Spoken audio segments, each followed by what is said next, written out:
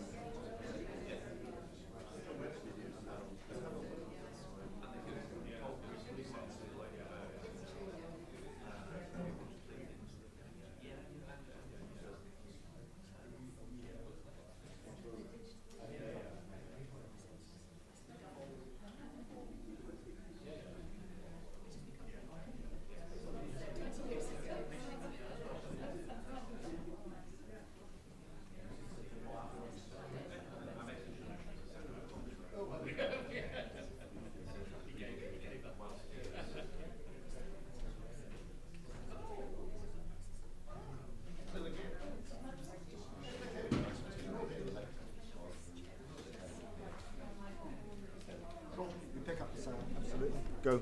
It's fine.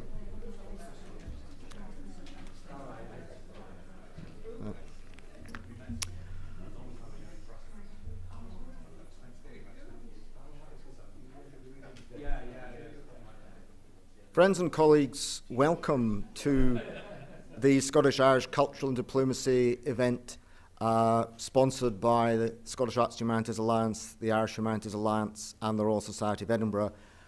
I'm going to give a large welcome in a couple of minutes, but just to say first of all that there is no fire alarm scheduled known to me, and the way out, if there is one, is down these stairs. That's the fire exit is that way, and the closest facilities are the accessible toilet on the ground floor, or there is a wider range of facilities one floor below in the basement. But now on a much more upmarket note, the cerebral note, intellectual note, and note of the seriousness with which both the Scottish and Irish governments take this bilateral review and discussion concerning it, it gives me great pleasure to ask Cabinet Secretary for Culture and External Affairs, Angus Robertson, to welcome you all on behalf of the Scottish Government. Angus.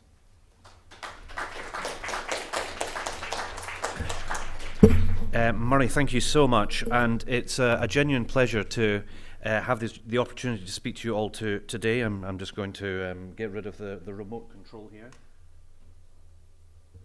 without it falling down. Can I start off by thanking the Royal Society of Edinburgh, the Scottish Arts and Humanities Alliance and the Irish Humanities Alliance for arranging this fantastic event. I'm glad that we have the opportunity to reflect on how fundamental arts and humanities are for cultural diplomacy between Scotland and Ireland.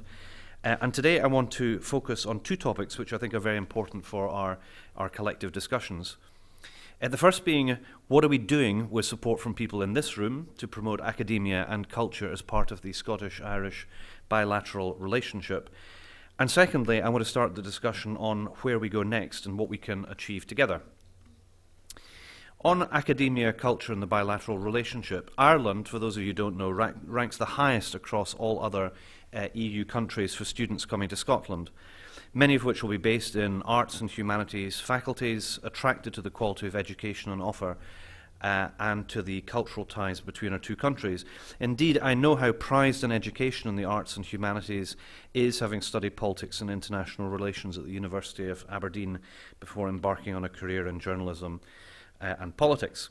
It's also a privilege to represent here, Edinburgh Central, as my constituency, a city rich in culture and renowned across the world for its academic reputation in arts and humanities, a reputation which is also shared by Scotland and Ireland more widely.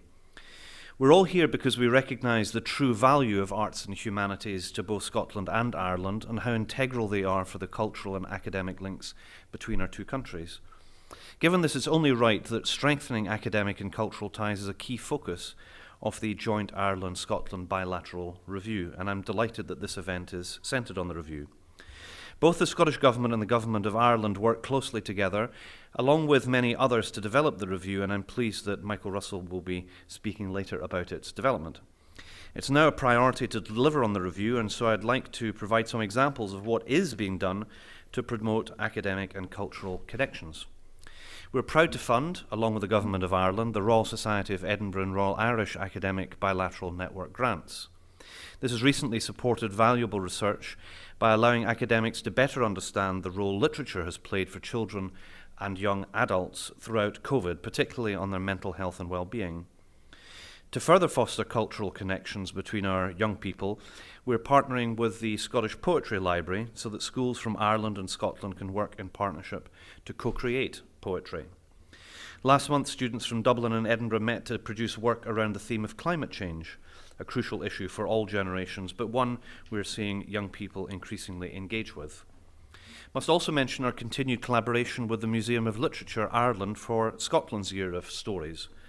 The Scottish Government Office in Dublin has been working with the team there to put on a series of events centred on myth, story and song.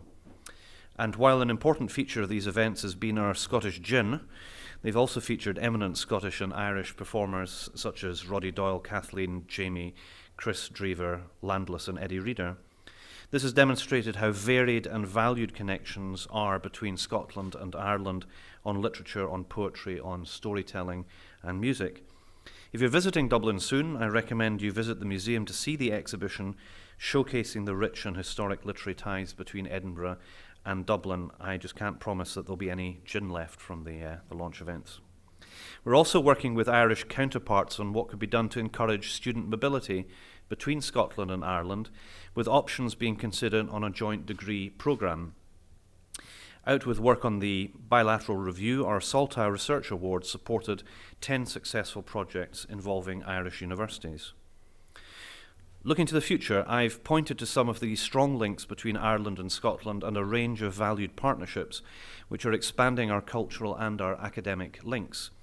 I do, however, fully recognise that it has not been without challenge for those working in the arts and humanities across Ireland and Scotland in recent years, and regrettably, we can see that the UK's exit from the European Union is having a destabilising impact on the higher education sector.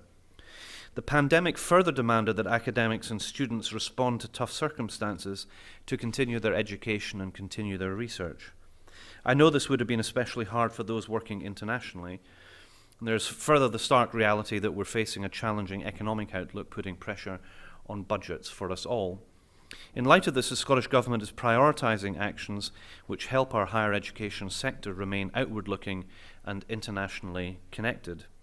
We're developing a new strategy for international education to promote our education offer globally, increase the number of international students, and to maintain our links with the European Union. And while we remain committed to Erasmus Plus in the interim, we are creating a Scottish education exchange programme to support participants from across Scotland's education system. Through the Scottish Funding Council, we are also supporting the Arts and Humanities research base with core funding to institutions, special awards and strategic funds.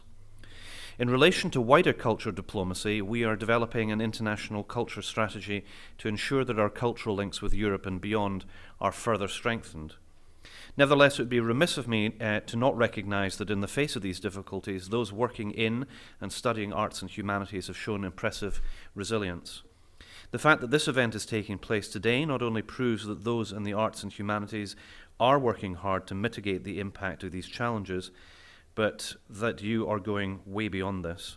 We can see from the agenda today that a power of work is underway to find new research opportunities, form academic partnerships, and use innovative solutions to better understand the historic, the cultural links between Scotland and Ireland. Therefore, I'd like to recognise what is being done by those speaking and attending today so that arts and humanities across Scotland and Ireland continues to flourish. In light of this, I want to ask you to keep breaking down barriers and to use your networks so that shared interests continue to be identified. Indeed, I am sure that many of you will be involved in the Celtic Academies Alliance, an invaluable forum to collaborate in response to issues particularly faced by devolved nations. We'll also recognise that Scottish and Irish universities have always been at the forefront of innovation, which should not be underestimated. As such, I look forward to seeing how you make use of innovative methods as part of your collaborative work in the future. Finally, I'll also ask you to keep engaging with us. My officials in the Scottish Government Ireland office always want to hear about exciting partnerships between Scotland and Ireland, and if anything can be done to support this. I'd like to finish by reiterating that our shared history, our common interests, our cultural bonds, and our exceptional academic institutions lend themselves to a strong and natural connection between Scotland and Ireland. Once again, I'm pleased that we have the opportunity to recognise this today and to celebrate the work of those in the arts and humanities. You're making a significant contribution in strengthening this connection between our two countries. With that, I'll hand over to Consul General Jane McCulloch, who has made a standout contribution to our bilateral relations, and I'd like to put that on the record, and through her pass on my appreciation to my Irish opposite, Number Simon Coveney, and colleagues for all that they're doing.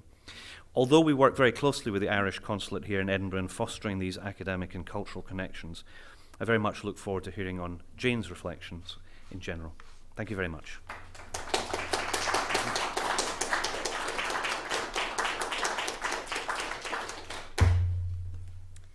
Thank you very much, Cabinet Secretary, Royal Society and SAHA, and everyone who's come along today. I'm delighted to be here and to hear updates of and opinions on how the cultural relationship, including in the academic sphere of the arts and humanities, is progressing as viewed through expectations of our joint bilateral review. Two things happened, and I'm using a screen and I always use paper. One was the fear that Angus and I were going to write the same speech. And the second was, as I was getting ready to print and to come out, some breaking news came, which I'm going to get to at the end of these remarks, and caused me to be a little late, but the battery's going to hold up on the screen, and luckily I'm going to compliment what Angus Robertson said rather than repeat it, I hope. I'm an alumna of Scotland's first university, St Andrews, and I now have the honour and pleasure of being back here and representing Ireland to further our bilateral relations. So my interest in the value of academic cooperation and exchange is as personal as it is professional. The Government of Ireland places great importance on our people-to-people connections. The attendance at each other's higher education institutions of our young people and the engagement between early career academics has long been a foundation of these connections, building long-term relationships and understanding. When I was honoured with the appointment as Ireland's Consul General here, I don't doubt that my background was considered. I have found my earlier time in Scotland and the diverse friendships and connections which I have held dear since to be of great value to me, and I do hope that they have been considered of value to our partners too. I'm looking forward to hearing more today from those involved in the research projects which, with the Scottish Government, we have funded through the Royal Society of Edinburgh and the Royal Irish Academy, and also in due course to seeing another round of research funding awarded. As I'm sure Mike Russell will recount later, a large part of our challenge in tackling the review was the overwhelming richness of the connections between Ireland and Scotland. Had we attempted to survey them in full, I think multiples of those of you in this room from the academic world would still be engaged in cataloguing them, and let's be frank, that would be at the cost of new and much more important work. So what we set out to do in the process was to capture, at a high level, a view of the breadth and depth of cooperation in specific areas, and to set out recommendations as to how the two governments, working together with diverse partners, could act as catalysts for more cooperation, with, we hope, the added value of also being signposters to make more links between people, institutions, and subject areas. The report, which we published in January 21, contains 41 recommendations across 6 pillars: government-to-government relations, trade and economy, academic and research, culture, community and diaspora, and rural, coastal and island communities. When Cabinet Secretary Robertson and my Minister Coveney met in March to review our progress after the first year of the 5-year strategy, we were able to report to them that we had advanced work in 60% of the recommendations already. The process is dynamic. It leads to organic progress, as this relationship has always done. For the purposes of today's event, and by way of some contrast, I'm going to focus on a little bit of the cultural diplomacy work which we in the Consulate have delivered since the inception of the review programme. But I very much look forward to hearing about the work done by others over the course of the afternoon. Ireland's 3 patron saints have all featured in the work of the Consulate General, as you might expect, and in some of our collaborative work with the Scottish Government. St Colum Killer, who is our shared saint, of course, is marked by the artistic commissions funded by the Department of Foreign Affairs through the Royal Irish Academy, and they reflect on the legacy of our shared saint.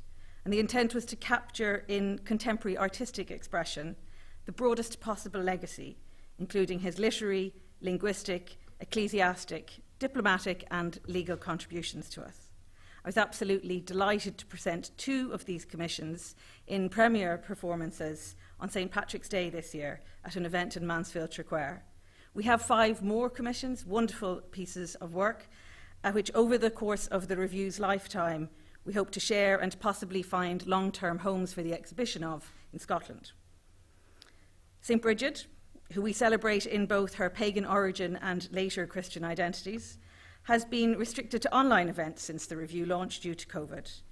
We were delighted to work with Poetry Ireland and the Scottish Poetry Library last year to present, jointly with the Scottish Government Office in Dublin, young female poets reading their work in beautifully filmed locations. Bridget is coming back in person in 2023, and the only previews I'm prepared to give you today are that she will be sporty and she will be in Dundee. I have already noted the joint research projects with our learned academies, and I will leave those involved to share their experiences and expertise with us later. However, I would like to put on record that both my Scottish colleagues and I were delighted with the themes which the Academy suggested to us in advance of last year's round, as we have been again this year. With Bloomsday and the Ulysses centenary this year, our activity stretched from Orkney to Dublin Street in Edinburgh, and we were delighted to work with the BBC, DC Thompson and the DCA in Dundee, and our great friends at the Scottish Storytelling Centre. We were back again in the Storytelling Centre this summer with an important exhibition on the history of our LGBTQ+ diaspora and a screening of the film Edward Carson and the Fall of Oscar Wilde. Having Oscar Wilde's grandson Merlin Holland beaming into us on the screen was certainly a career highlight for me. We timed that exhibition and the screening in close cooperation with our long-standing partners in the School of Modern Irish History at the University of Edinburgh to coincide with their seminar on sexualities and Irish history. Of course, the most significant in scale and reach of our bilateral cultural work takes place every August. The collective festivals in Edinburgh provide Ireland's largest stage for artistic work off the island. Culture Ireland funds companies and artists to come to Edinburgh in an uncurated programme. They are funded and come here on their own merit rather than being crafted together as a package. And then that funded work, which is from across the island, is presented as a showcase. And the main showcase event is always standing room only and very, very warm in August, as you can imagine. And the excitement is palpable, and the further collaboration that we see happening in front of our eyes is quite overwhelming. That Ireland also provides a wealth of directors to some of Scotland's festivals is yet another example of the closeness and importance of our cultural relationship. I'm absolutely delighted to tell you the breaking news, which broke in the last hour, that Fergus Linehan has been recognised by the President of Ireland today for his career of excellence in the arts, and in particular for his leadership of the Edinburgh International Festival and the Irish partnerships with that festival to which he has been integral. Later this year, Fergus will be given the Presidential Distinguished Service Award by President Higgins. So I've just provided a snapshot of the Consulate's role in this huge bilateral cultural relationship. We have so much more to do, and had I twice the team in the Consulate, I would still be saying that. But we are only one player on this stage. I look forward to hearing about all the other work within this framework, and having a conversation about how we can all do more together. Thank you.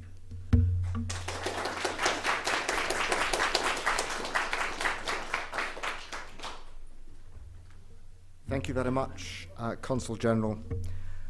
Well, I'm going to say a little bit now about the Scottish Arts and Humanities Alliance, which I'm co-chair. The other co-chair, Catherine Leary, is in the front row, which was set up originally modelled on the Irish Humanities Alliance, and that was Catherine's happy inspiration in 2019, but really got going, I think, in the last 18 months, given the situation in 2020, early 2021. And the aim of the Scottish Arts and Humanities Alliance is, first of all, to speak with a single voice for a very fragmented landscape of arts and humanities, a traditionally fragmented landscape which has so much more in common than it always recognises, and to speak for that landscape in a single voice. And we've had a tremendous reception for that basic aim, a reception which goes across colleagues in the Scottish Government, the Scottish Funding Council, UKRI, and the Russell Group, and also with our global partners, the Irish Humanities Alliance, the European Arts, Social Science and Humanities grouping, which we've been accepted to as a national member, the North American Humanities Alliance, the Royal Society of Canada, and the Deans of Arts and Humanities in Australia and New Zealand, who we're having a joint climate change and the Arts and Humanities event with next week. We will be having a succession of such events, and we also be looking to develop a global statement of the value of arts and humanities to culture, society, and the economy.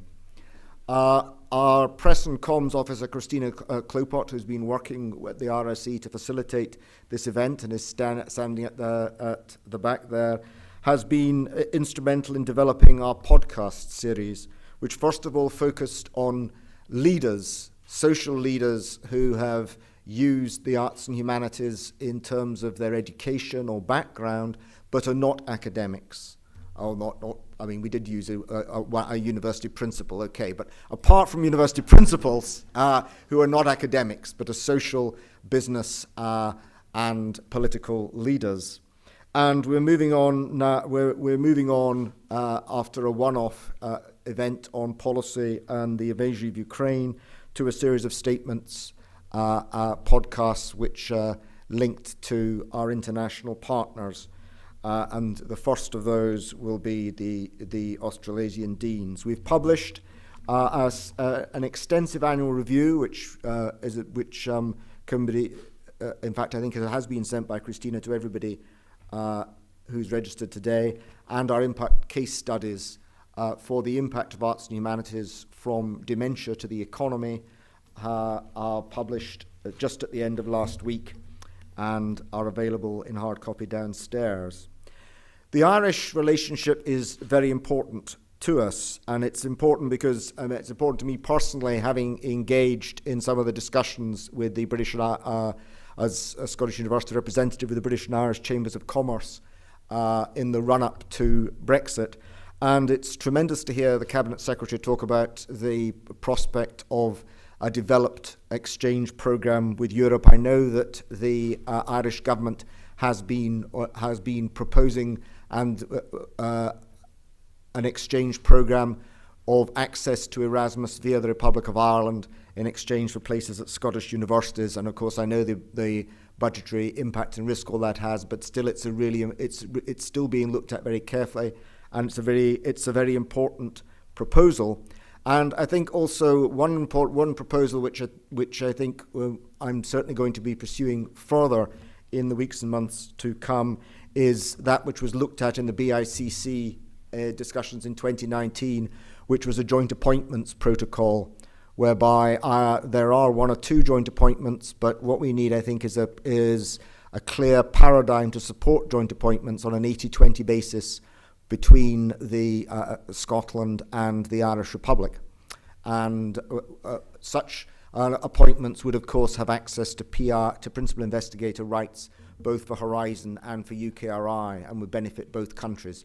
And I think that's it's something that all universities can do right now, but it is in terms of developing the way universities might want to do it more collectively and on a greater scale, it's, I think, a very easy piece of low-hanging fruit in the policy framework for us to look at. I'm very pleased also to, in our having met the Chief Executive of the HRC in the last 10 or 12 days, that not only the Royal Irish Academy, Royal Society of Edinburgh and Scottish Government-supported joint projects are going to continue, as we know, but that also the IRC, AHRC joint projects are likely to continue into the future. And I'd just like to, at this point, cite my friend and colleague Jane Ohlmeyer, who, as Chief Executive of the IRC, did an enormous amount to put that on UK research and innovation's agenda. So I think it's wonderful to have so many friends. It's wonderful to have this framework and this bilateral review, and to work, this is, of course, has been the academic research and exchange pillar, and to work within this context to move forward together, seeing the things we have in common and enjoying the things which make us different, which is the positive version of the human condition. And then I'd like to hand over now to another old colleague and friend, Chris Williams, who's chair of the Irish Humanities Alliance, who's going to welcome on behalf of the IHA and also move straight in thereafter to chairing the panel discussion. Thank you very much, Chris.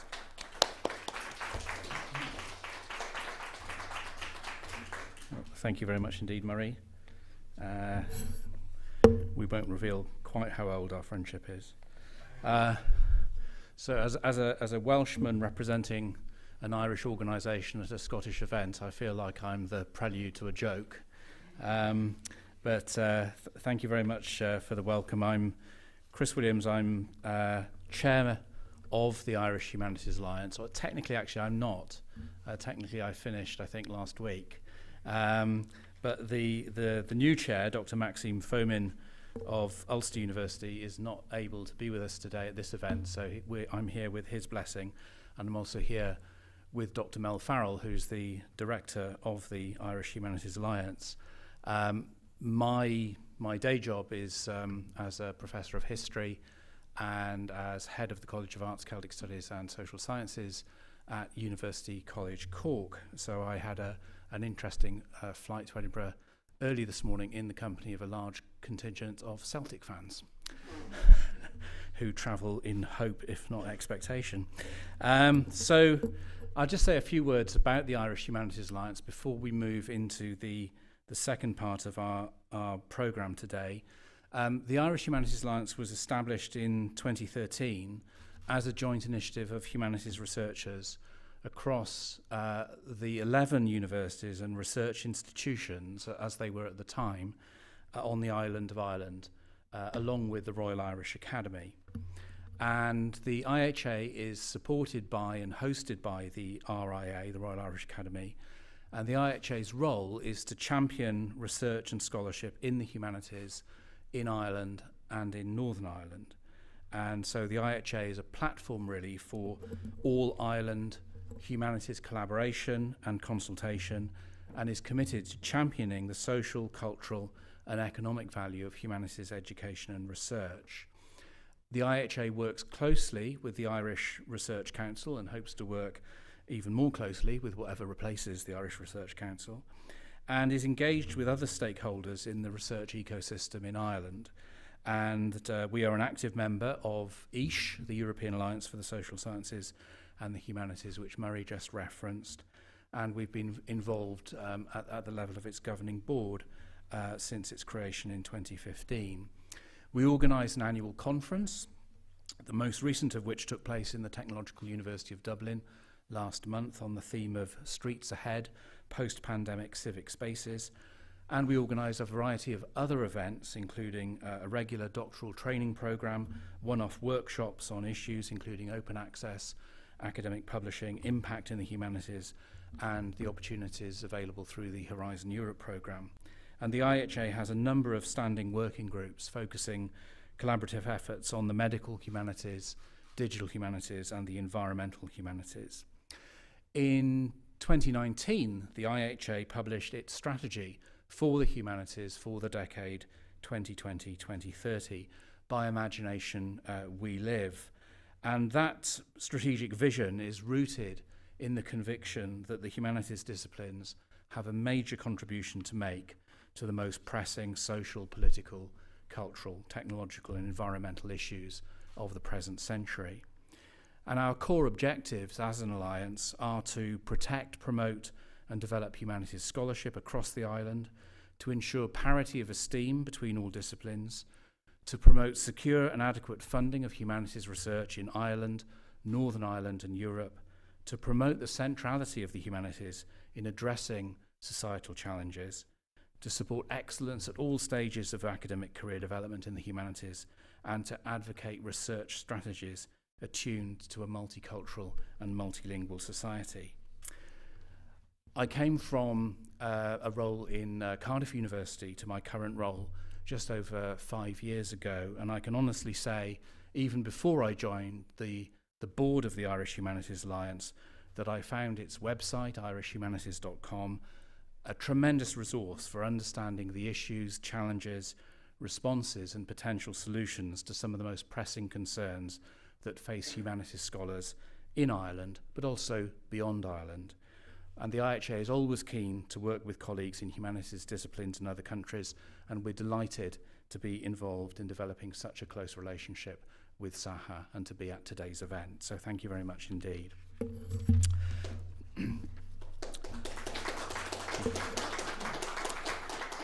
So are we okay to move straight into the next part? Okay, so the next part of the day's events is a panel discussion on culture, collaboration and diaspora. And we have 3 speakers. I'm simply the chair, so I'm going to introduce the 3 speakers and then I will hand over the floor to the first and they'll speak in turn, and at the end we hope to have time for questions and discussion.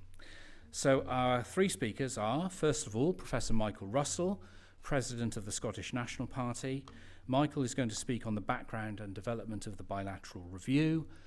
For those of you who don't know him, Michael is former Scottish Government Cabinet Secretary for the Constitution, Europe and External Affairs, previously Cabinet Secretary for Education and Lifelong Learning and Cabinet Secretary for Government, Business and Constitutional Relations.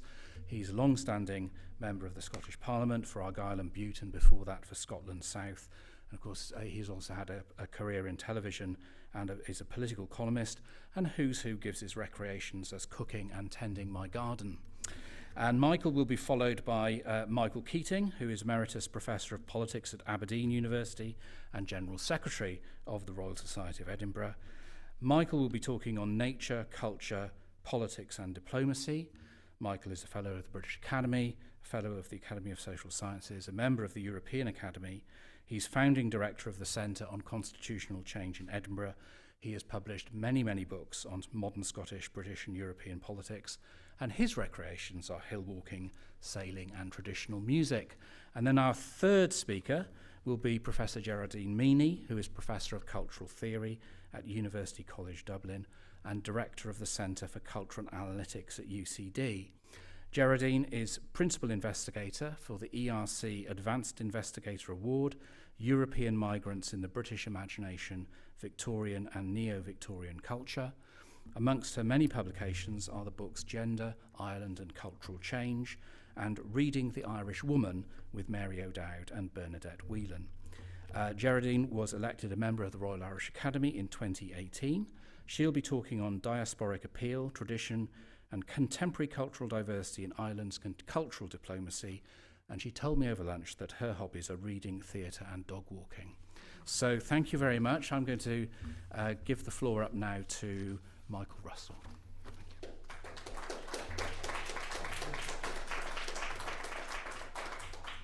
Thank you, Chris, and thank you to those who have invited me to be at this event today. It's always a pleasure to be in the Royal Society of Edinburgh. I think the principal invitation came from Murray Pittock, who I have the greatest affection and respect for and also the greatest sympathy for.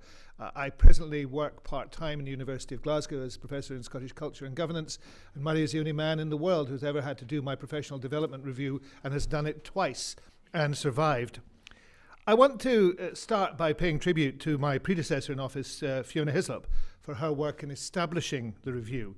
I got to finish that work off, both in the role I had in the Scottish Government dealing with the fallout from Brexit, and then for the last year and a half in government, having responsibility for external affairs as well.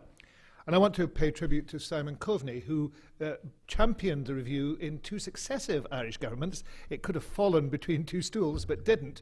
And even the pandemic did not derail the impetus within Ireland and within Scotland. The lion's share of the credit for making the review happen must, of course, always go to the officials who did the hard spade work. To Jane, undoubtedly, to John Webster, who was then in Dublin and is now in London. And I want to give a special mention to Ken Thompson in the Scottish Government, who worked very hard to make this happen. And indeed, to some extent, the idea was his.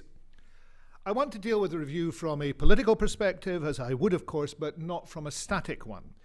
We need to see the review in the context of a dynamic situation, particularly within Scotland. I also want to view it from a Scottish perspective and from one that was inside government at that stage. And I look forward to hearing the Irish perspectives on the review, which I think are enormously important in considering how it moves forward. Let's start by remembering that Scotland is in the process of developing not just a foreign service, expertise, building up a relationship with others, but also having to build up the institutional structure that would allow it to have those relationships. Scotland has huge potential for soft power. Jane has indicated the vast areas in which we share an interest and concerns. We have huge potential for cultural and economic diplomacy, but we do not have the institutions or the constitutional position at present to fully exploit them, contextualised as they must always be within a sovereign state and within a wider worldview. So the key question for Scotland, out with the review, almost in the background of the review, is this. How does a non-sovereign state, as Scotland is now, relate to sovereign states? It's a perpetual issue for those working in Scottish Government external affairs.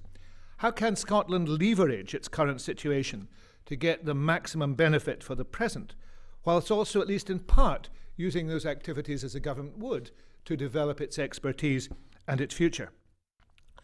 Scotland, at least under its present governance, doesn't want to be seen as a sub-state or a region, but is always aware that sovereign states are usually keen only to deal with other sovereign states.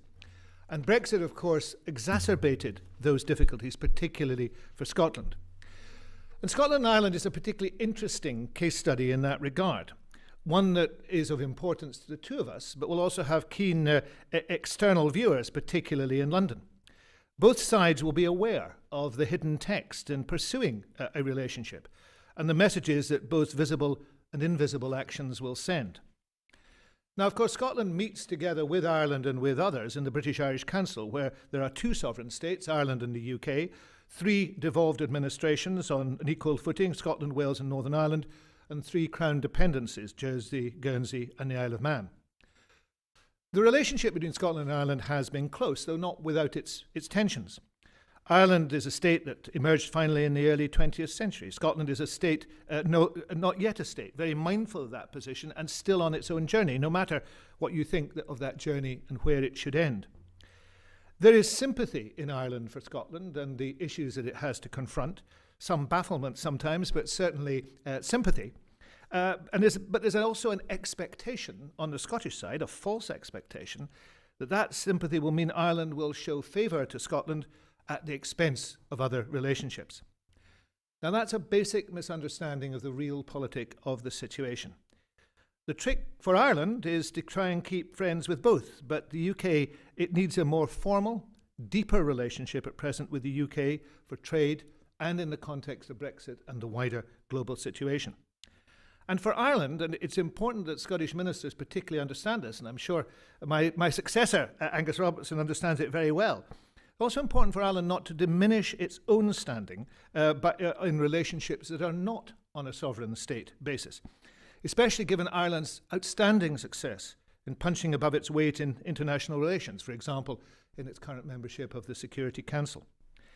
Now, this is all about high politics and the context within high politics, but there's lower politics in this too.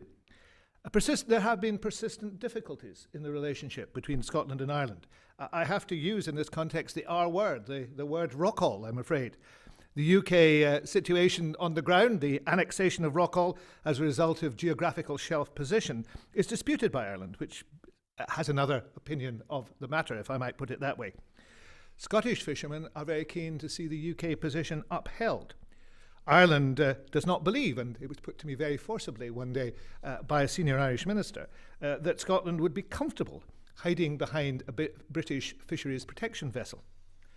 But that friction has been in danger of becoming more than simply an annoyance on several occasions. Irish vessels have been detained. Brexit had the potential to make things worse. Scotland and Ireland, therefore, had two motivations to explore a different way of doing relations. One in avoiding an existing problem, and the other in building a new bilateral relationship, taking advantage of the close links and similarities, whilst, because of Brexit, exploring a new and unlooked-for change in UK status. And I think what we see in the review is what I would call an inspired solution.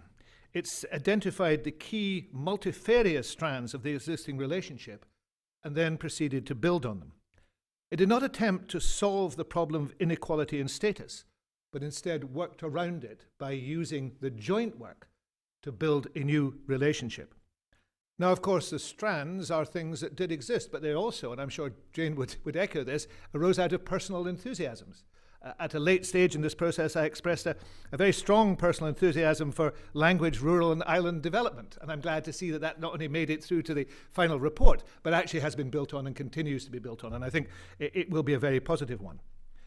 So by building up these strands, by keeping the process under constant review, Ireland and Scotland should be able to establish a uniquely granular relationship which is capable of adjusting to different constitutional situations, as well as capable of withstanding tensions if those should flare up. So far, so good. So one of the things that Scotland needs to ask itself is, can this model work elsewhere? Is it a template for the work I referred to at the start, the building of relationships for an emerging state? Now, it's up to Ireland to decide what it wishes to take out of this. For Scotland, the development of close, organic and ever-intensifying relationships would meet its current objectives in this review, but I might suggest a model suitably adapted for other relationships to develop, possibly even with other parts of this island. But there are some practical issues to consider. Nowhere does Scotland have a closer and perhaps more solid relationship than with Ireland. Geographical and political closeness are also a very important part of any diplomatic relationship, and us being of roughly equal size helps. There's also strong pro-Europeanism in both countries, and a practical appreciation of both size and soft power in a very different way than the way that that is expressed south of the border. You could say that it might work with other countries of similar size and interest, for example, New Zealand, countries of the Scottish diaspora, though New Zealand and Scotland already have a relationship through the Wellbeing Economy Alliance. For Scotland, there is a benefit in seeing all relationships, and especially close and friendly relationships, as building on common interests, and seeking to develop these in order to strengthen and inform the whole as a pattern for the future. I very much look forward to seeing how this project develops. I'm afraid this afternoon I'm going to have to go somewhat earlier than I'd wanted to. But I'm also sorry not to be engaged at governmental level on this issue now. I think the whole approach was to have relationships on several levels, drawing in ministers and departments in both governments to ensure that they knitted together and got the benefit from those intensive experiences of working together. There are some hidden bonuses in it too, especially for Scotland, during a period when it will be more distant from key European programmes, given the UK position on Brexit. Murray has mentioned the issue of Erasmus.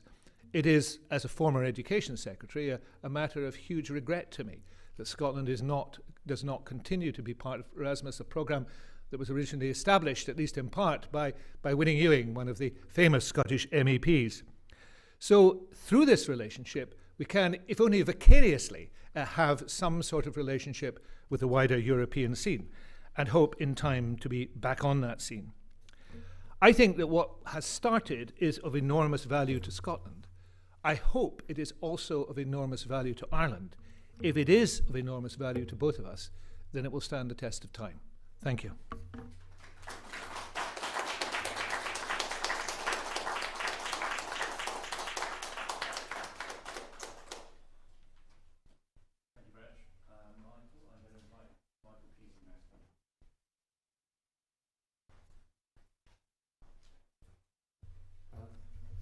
Thanks, Chris. Thanks for the invitation. And on behalf of the Royal Society of Edinburgh, can I welcome you all here. It's really great that this initiative has been going and that we've had part of it. I was involved in some of the earlier discussions with another hat on, but it's really a delight to see that these projects have developed, and I look forward to hearing more about them this afternoon. And we remain completely committed to a collaboration with our Irish colleagues in various ways. We mentioned the Celtic Academies Alliance there are various other networks which are developing. I'm also delighted personally, as the child of a Scottish mother and an Irish father, I was exposed at a very early age to encounters of various sorts between Scotland and Ireland, and it's sparked a puzzlement about the whole question of nation and identity that's been with me ever since. I also, myself, in the time I have to do research these days, I'm a director of a project with Irish colleagues exploring relationships across these islands, which has received funding from the Irish Research Council. Now, when I was asked to talk about this, I wondered what I was going to say that was general and whether it would become too political. I'm immensely reassured by the approach that Mike took now, because it's about politics and culture and institutions, which is really what I work on. And the idea that you sometimes hear that culture and politics should be totally separate has always struck me, because I'm a political scientist, as utterly naive, because, of course, politics and cultures are different ways of exploring the nature of our society and human relationships, and none of them come up with definitive solutions. They're both, in my view, less of a science in the technical, strict sense as part of the humanities. And so culture is always political with a small p, if not political in the partisan sense. And this is particularly the case when we're talking about the national question and its relation to culture. There's a huge literature on this, and I'm, again, tinkering about this with myself and a little post-retirement project I've got. But where you have an unresolved national question, then the culture is framed in relation to the national question. It has complex relationships with the national questions about the nature of society, the boundaries of society, and relationships within society. Now, I'm personally of the view that the national question in Scotland and Ireland will never be resolved, and I'm quite relaxed about that, frankly. Because these things can never be fixed. The notion of the nation state, which is very often in the past being our frame for culture and everything else, is, I think, a little bit of a 19th century conceit that can usefully be left behind. But the non-resolution of the national question might be a regret for some people on the political side, but I think on the cultural side, it's enormously enriching. And I've lived in places which are blissfully happening, where they don't have these national conflicts. And they're very well-run societies, but they tend to be just a little bit boring, because there's got to be some grit to engage culture in debating the human condition. And the national framework is just one way of this. Now, we know that historically the relationship between culture and nation in both Ireland and Scotland, certainly since the 19th century, the so-called reawakening of the nations across Europe, in which Scotland and Ireland both participated, has been a little bit problematic. We saw in the 19th century a cultural revival in Ireland which had problematic relationships with the national movement. We know Yeats, for example, was cross-pressured. There were different readings of Yeats. Which side is he on in this debate? And then we know that when the Home Rule movement failed with the fall of Parnell, the cultural movement took up the role of nation building and carried forward. And then we know they came together, and that after Irish independence, it was not good news, frankly, for the cultural revival. So that relationship has always been problematic, and the new Ireland, of course, is rethinking, particularly at the present, when the prospect of an all-Ireland vision has become a real one, not something that's purely theoretical, but with the nature of Irish culture and the pluralities of cultures within Ireland. We see similarly in Scotland the relationship between the national revival and the cultural revival, again, has been sporadic. There was a cultural renaissance in the 1920s and 30s in Scotland, very little reflection into politics. And then after 1979, when the Home Rule movement stalled, the cultural movement carried on. So these things run in parallel, sometimes cross, sometimes reinforced each other, and sometimes pulled in different direction, because just as there's no essential nation, so there can be no essential culture. This must always be open for debate, and these questions never resolved. And then thinking about this relationship between culture and the nation, there are those people who say, well, and I remember these debates immediately after devolution here in Scotland, what about culture? Oh no, some people said, of an anti-nationalist persuasion and some of the anti-devolution persuasion. Oh no, it's just culture is happening within Scotland. It's just a geographical place, and culture happens there. And other people thinking, oh well, you know, there's nationalist culture. Both ignoring that there's a national culture that's not necessarily nationalist. It's part of the nation-building process. We know sociologically this is true. Nations are always being rebuilt. There's an economic dimension, a political dimension, and a national dimension. It doesn't mean having a hegemonic culture. It just means the national framework is one in which you discover and debate particular social, economic, and other kinds of issues. And I remember back in the 1970s, because I've been around for a very long time as well, in the early 1970s, this political revival of nationalism pretty much detached from culture. And people would say, oh, Scottish nationalism doesn't have a cultural dimension. Well, of course it does. I mean, this is a very naive thing. It does. But that's much, much closer now. And what we've seen in the last 40 years certainly is more of a national, but not necessarily nationalistic frame for much, but not all, cultural production in Scotland. So I'm just fascinated by this complex relationship and these problems that are never resolved. Now, this has an internal dimension and an external dimension, and again, take up Mike's point about diplomacy and cultural diplomacy. There's an internal debate about the nature of Scotland, the culture, the nature of Ireland, which must never be resolved because it's got to be kept open.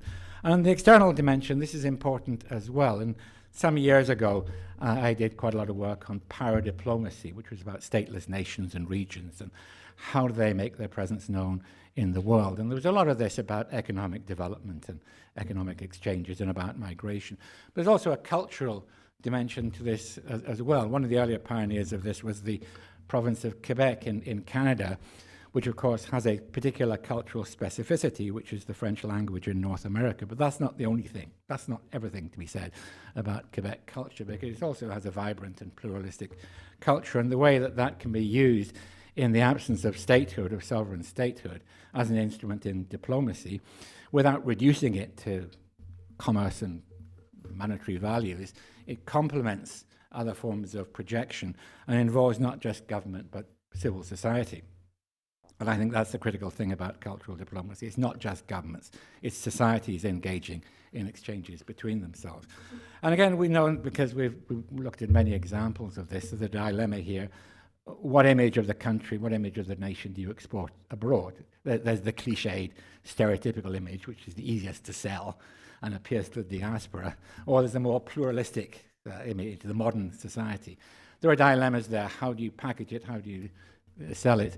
It's not easy to resolve. What kind of Scotland is it you're projecting abroad? Because it can't be a single one. There are multiple ones. But again, it is a Scotland, albeit a pluralistic one. These are dilemmas, and I picked on Scotland and Ireland here as particular examples of this, not because they're the only ones, because all nations have this. England has it, Britain has it, all the United States has this. All nations have this, but in cases like Scotland and Ireland, these are to the front. They're daily experienced. The sociologist Michael Billig has this notion of banal nationalism, the nationalism you don't notice. And he talks about England, where everything is framed by the nation, but because you don't put brackets England behind it, it doesn't look like that.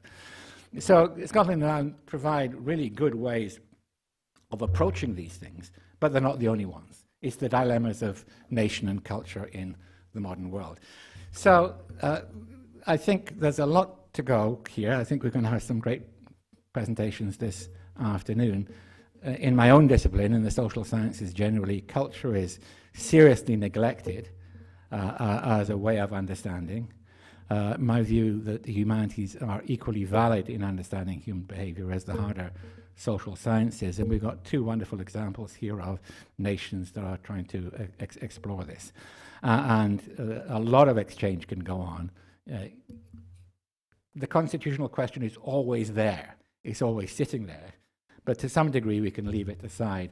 And at the side of that, we can engage in these other forms of cultural exchange and exploring national cultures and international cultures in an international and European context. Yeah.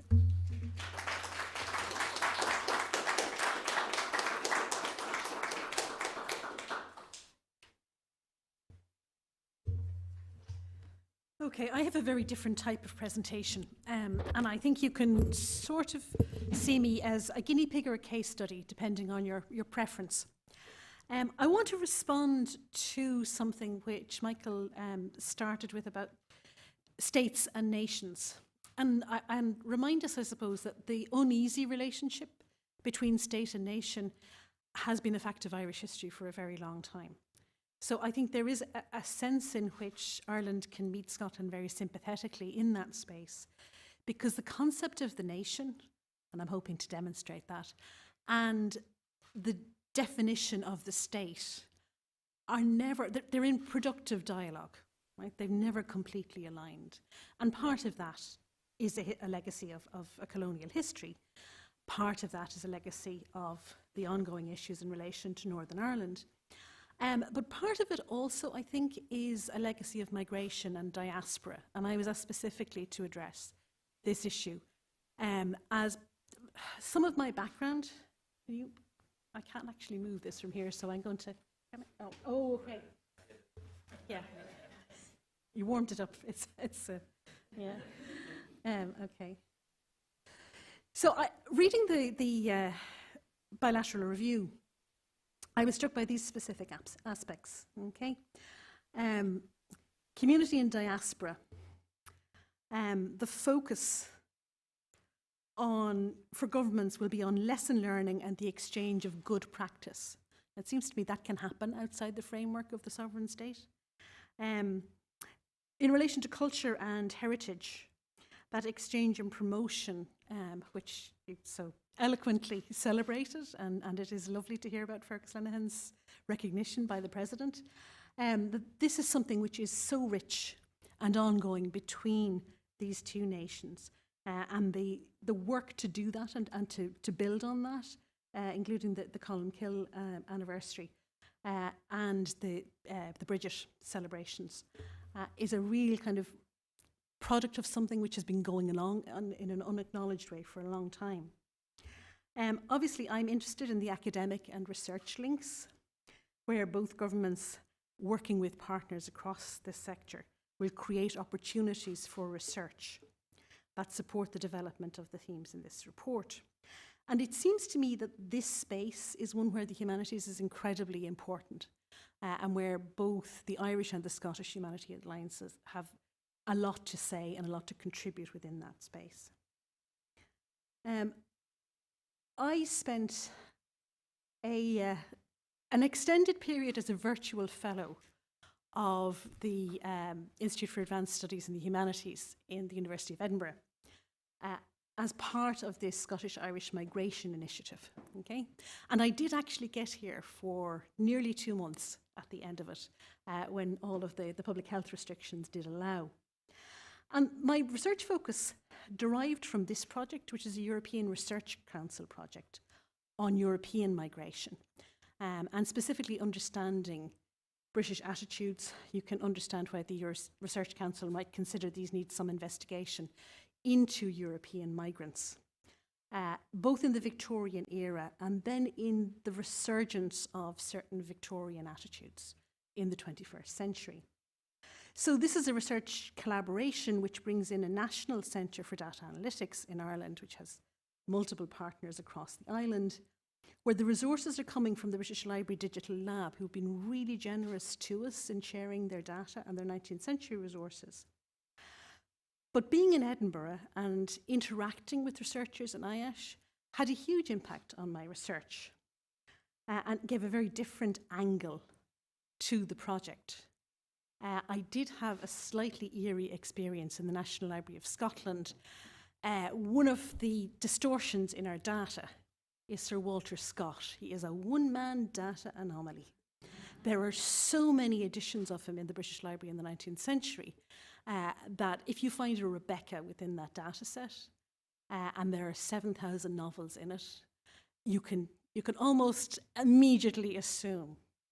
And since one of our areas of exploration are Jewish migrants from Eastern Europe into Victorian England, especially Victorian London, Sir Walter was kind of a problem when I started. I found myself in an alcove in the National Library of Scotland one day and realised I was surrounded by the man. There was volumes the whole way around. So I kind of took it as a sign that I had to engage with Scotland and Scottish culture and the Scottish 19th century in a different way. It seems to me that these large-scale cultural and historical data sets that I work with, which I suppose are kind of an exchange point between what you call hard social sciences and the humanities. So we set up a dialogue really between traditional humanities, literary scholarship, and computational analysis. But these large data sets give traces of very long-term historical and cultural movements, ones that long precede the establishment of the states that we find ourselves in the 21st century. So we get insights into the movements of people. One of the factors, for example, in looking at European migration in the 19th century is that the borders are so very different. National identities and where people are said to be from is so different. So there's actually quite a lot of research in identifying the actual locations from which people come. The names of places have changed. States are historical. Nations are products of history, and they change. Ireland is slightly notorious for seeing itself as more of a cultural phenomenon than a nation state. Right? And that works in a number of different ways. Sometimes as an alibi for not taking responsibilities, and I want to come to that. But it's certainly a factor in that punching above our weight in terms of cultural diplomacy and now diplomacy more generally. So that's the European project I referenced. Doesn't seem to want to move on. There we go. So what's the role of arts and humanities and organisations such as the Irish and the Scottish Humanities Alliances in this process of building on shared histories outside the structures of nation states? Critical, reflective understanding of shared histories, and more importantly, shared futures. For example, engaging communities in tackling future shared climate challenges through understanding of that interlinked history of the Northeast Atlantic region. In Ireland at the moment, we have a major pushback from rural communities to restrictions on turf cutting, which is so much a part of traditional rural life and is so much part of the culture. And if we are to engage with people, we have to understand how important that is for their identity, for their sense of home and their sense of family. If you want to change those practices, you have to talk to people on the basis of respect of what these things mean to them and their communities. I won't mention the R word, because it seems to be somewhere in there are shared cultures between those fishing communities, and the emphasis here on island communities and that shared experience. We are, after all, an archipelago in the Eastern Atlantic. We have quite a lot, not just of shared history, but shared geography. And we are going to be subject to the same kind of climate challenges. One of the things that I wanted to reference particularly was the way in which engagement with the diaspora is a source not just of business contacts or inward investment. It's much more important than that. Ireland sees itself as a global cultural community. And I want to draw attention to an example of that in recent Irish cultural diplomacy. And Michael talked about the history of Irish cultural nationalism. Famously, Arthur Griffith said we must mobilise the poets, for political ends. I don't think he was thinking of Bono, or he could have imagined Bono coming along. But the video, which got quite a lot of both positive and negative commentary, which was used to promote Ireland's bid for membership of the UN Security Council, featured the aforementioned, not exactly poet laureate. But it's a really interesting example of meeting people where they are, but also meeting them on a global stage. And I noted in the Scottish analysis of Irish diplomacy, I think an admiration for the way in which a small country, which does not have a large diplomatic service on the global stage, utilises things like cultural centres.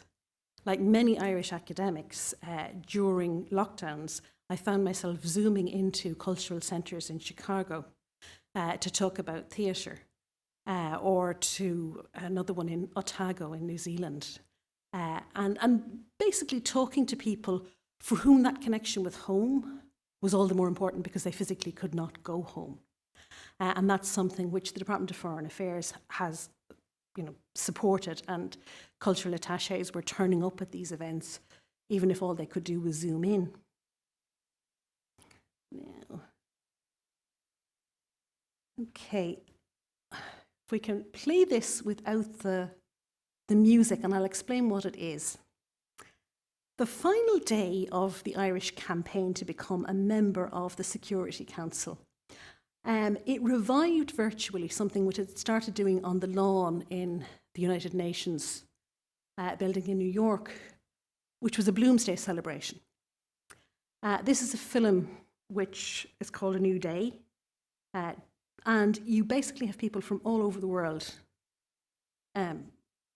including Amanda Coogan in Belfast, the visual artist, who is also an advocate for the deaf community in Ireland. Right? So this is, I would argue, Ireland as it wishes to see itself, and it certainly wishes the world to see it like this. Okay? Both a small country with a very distinct and very rich cultural tradition, but also a global phenomenon. I'm saying global cultural phenomenon here. So this is something where small countries punching above their weight, culture is hugely important. But there's a little bit more than that going on here, okay? This is obviously the appropriation of somebody who was the national heretic, basically. Was it Edna Longley said, from heretic to heritage in one generation? I'm not sure would he be appalled, amused or flattered, but anyway. And the way in which Joyce's words are being deployed derives from collaborations which have been building up for years. One of the producers of this is the Museum of Literature in Ireland, which somebody was talking about earlier today, having visited, which is a collaboration of my university, University College Dublin, and the National Library of Ireland, but is also supported by Fáilte Ireland, which is a tourism organisation. So you have kind of all the pillars, academia, culture, and definitely the state, but also business involved in that. One of the things which is being presented here is an Ireland that's not yet realised, it seems to me. This is much more inclusive than the reality of direct provision centres, and the kinds of resistance which they sometimes find in rural areas especially would indicate Ireland already is. But it seems to me it is incredibly valuable to say this is what we aspire to be. And I think a lot of the identification with it comes from that, this sense of a nation which aspires to be more than itself. And I'm not sure how much this video, I'm not sure how much Joyce can take the credit for the UN Security Council. Certainly it goes a lot, this is very much in keeping with the message that was being put out about human rights, about inclusiveness, women's rights, and so on, that was coming through from the diplomats. So, if I can move on. moving on from Joyce is never easy. And as we were discussing over lunch, moving through him isn't all that easy either. Ulysses kind of. Okay, so you see the kind of collaborations behind this. Okay, so from one sort of epic figure in literary history in Ireland to another in Scotland. When we were talking about this event, Maurice said to me, well, because I was talking about joint histories and that I sort of started in Romanticism and was working my way forward, and he said, well, let's talk about the future. And he reminded me of these famous lines from Hugh MacDiarmid's great epic, cheerful requiem, and it is a really optimistic requiem, in memoriam James Joyce. For MacDiarmid, Joyce's late work is art for the future, for a future that hasn't yet been realised, containing within itself an instrument of voice against the time when it will talk. It's a glorious poem, and actually MacDiarmid is a better critic of Joyce, it seems to me, than many of the professional critics of Joyce. And he recognises in him, he says, a fellow adventurer in languages, which is beautifully put. Now that sense of, I don't want to play another one of these, can I? Okay. It does. It does. It does. The way in which Bloomsday, I mean, we're talking about Bridget's Day and Columkill and Patrick's Day. Bloomsday is becoming another kind of annual festival, and this idea of the celebration of an inclusive identity, it really lends itself to it, seems to me. Okay, I really cannot, okay, I can't stop them. This is the most recent one, and this is my colleague Regina in the National Library, so you can see this sense again of a very particular type of languages, phrases being taken out, but also these very diverse landscapes from around the world. So it is kind of an example of the way in which cultural diplomacy draws on local tradition, but also connects with the wider world. And I think culture is really an excellent platform for that. I would worry if it was instrumentalized without context. There are questions where there's a lot of humanities researchers in the room. What kind of national identity is being promoted? What kind of future is it oriented towards? The critical understanding of history and the shared appreciation of culture is more important in establishing a sense of common interest, it seems to me, across the totality of relationships in this Atlantic archipelago, than perhaps sometimes policy documents.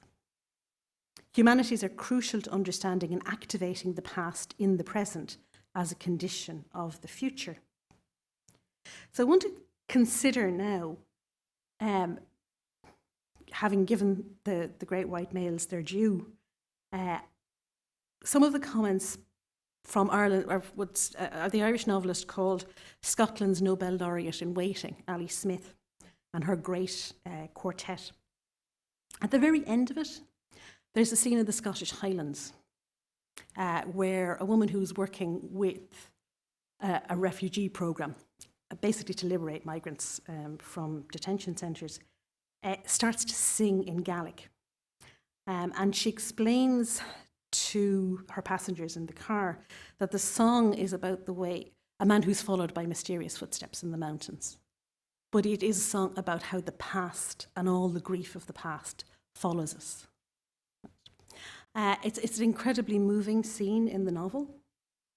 And the van at the same time as she's singing is moving towards a reunification of a shattered refugee family. It's also moving towards a kind of restoration of the soul of a young woman called Brittany, who's been working as a guard in one of these deportation centres.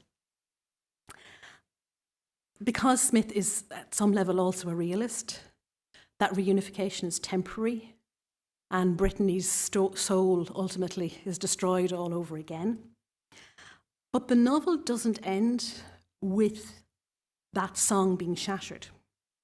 It ends with this moment of hope.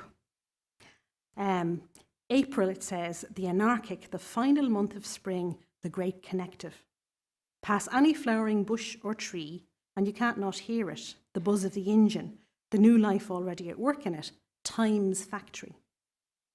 Now, the role of the humanities, I would argue, is to turn and face the footsteps behind us, that legacy of the past. But it's also to fuel time's factory, turn to the business of renewal. I mean, the very practical steps that people have been talking about here for collaboration, I'm probably an interesting case study, if anybody wants to look, so that I'm taking a European project to Scotland and going back to Ireland with it reshaped. Right?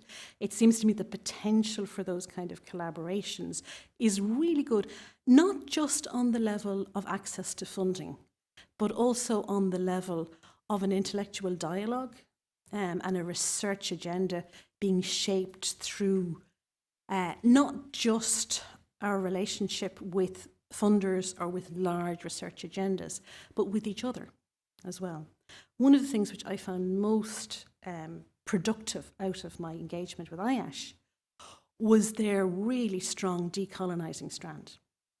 I have data, I was working with data focused on Europe, and suddenly I was talking to scholars in Southern Africa who can't access that, even though it's relevant to the history of their own country.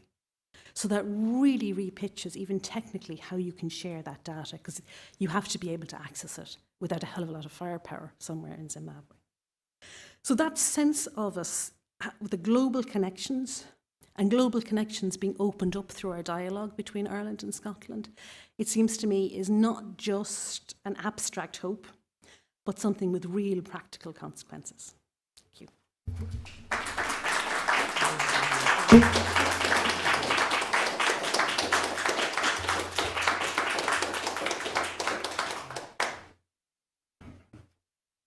Thank you very much indeed, Geraldine. And I'm going to ask Geraldine and Michael Keating now to come up to the front and take their seats facing the audience. And we have an opportunity for questions and discussion. We have a microphone at the front for the two speakers, and Christina has a microphone at the back. So if anybody would like to pose a question based on those presentations. Michael Russell, I'm afraid, has had to leave us. I believe he's got car trouble. Yes. Okay. Thank you. I'll have to do the glasses thing of reading and looking over you. My name's Christine. Christine Wilson. I'm on the board of IASH in Edinburgh University. So first of all, I'm very pleased to hear from Geraldine that it was such a positive experience. And it's interesting for me to hear all this. I spend about 50% of my time in Scotland and 50% of the time in Ireland for family reasons and squidging the occasional visit to London. But I'm also a director of research at British Council. I know Mike has left, so this might have to go to Angus, I'm afraid. I'm interested to hear what was being said about soft power and the potential for Scotland's soft power and potentially the learning for Ireland. So I suppose it's to all the speakers, and sorry, Angus, to you maybe as well, to hear more about what you think the potential is for soft power in Scotland, particularly off the basis of culture and the idea of culture in the nation.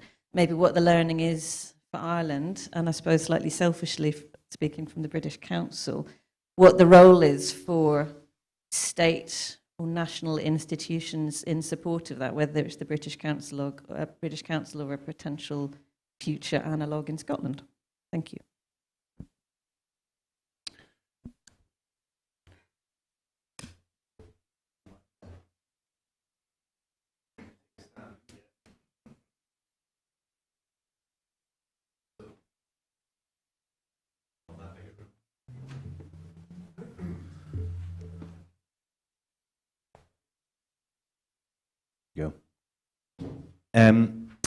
So, thank you very much for the question. It's a very interesting question, and it's somewhat complicated because we are thinking about diaspora in Scotland in a new way. And I was actually going to ask a question myself of Irish colleagues about their reflections on Ireland's place in the world given the sense of the Irish diaspora and what it is, because we're trying to consider how do we do something, not the same. And I think they're very obvious and well understood. I think people in this room will understand the different nature of the Irish and the Scottish diaspora. There are some elements that are similar, but there are some elements that are quite different. But then we also have new dimensions that we would share. So one of the aspects we're thinking about, I know there's a number of people here from academic institutions, how do we think about alumni from Scottish universities? Just a what for? Apparently, if there are to be events held in China for graduates from Edinburgh University, that they'll sell out 500 to 600 tickets overnight in Shanghai or Beijing for events. If you were to think about diaspora in traditional terms, in Scotland, you're thinking about Grandfather Mountain in North Carolina and Scottish country dance clubs in Illinois and that sort of stuff. So that's one reflection back to you. So we're thinking about that. I'm not sure that we've got the answer to all of that. On the cultural diplomacy side of things, I loved your use of the video, and I've got a confession to make. I used to do lectures in the Diplomatic Academy in Vienna on soft diplomacy and Scotland's digital offering. And if you haven't seen the videos that have been produced as part of the Scotland is Now series, I think it would complement what you've shown there, because in its own way, and I'm not a sociologist, but I used to get the participants in these events to sit down and reflect back what they actually saw in these videos. I don't know if you've seen them. They're very quick, short edits of different people in Scotland, in different places, and much of it, if you had a very traditional view of what Scotland might be, you probably wouldn't recognise it at all. And it goes to your point, is it a reflective of the Scotland that was, that is, or is to be? So I suppose what I'm saying in a long and roundabout way is I'm seeing a lot of parallels. We are thinking about how that then is something that we can work with the Scottish diaspora on. But there are further dimensions to it. It's how do we use our formal representation, so that in the first instance would be through Scottish Government offices, of which there are quite a number around the world now, through our other agencies that work internationally, Scottish Development International, for example, and in partnership, yes, with organisations like the British Council as well. So it's a bit of a moving feast, and sorry, I don't want to monopolise the microphone, but just to say, one of the other aspects of cultural diplomacy, and I would love to hear some feedback because this is very much part of my thinking at the moment, is how do we ensure in this small northern European country that we get all of our cultural organisations, in the broadest of senses of cultural organisations, to work with a degree of connection and common purpose. There are many organisations, from Edinburgh festivals who have an international dimension, to universities who have international outreach, to other organisations which find themselves in other parts of the world. And I ask myself sometimes to what extent we are working as well as we can together. That doesn't answer all of the points that you made, but I just wanted to reflect back that is a really live consideration. I could reflect, if you wanted me to, we'll come back to that, on what does this mean in a sort of Scotland in its evolving sense of where it is and where it's likely to go.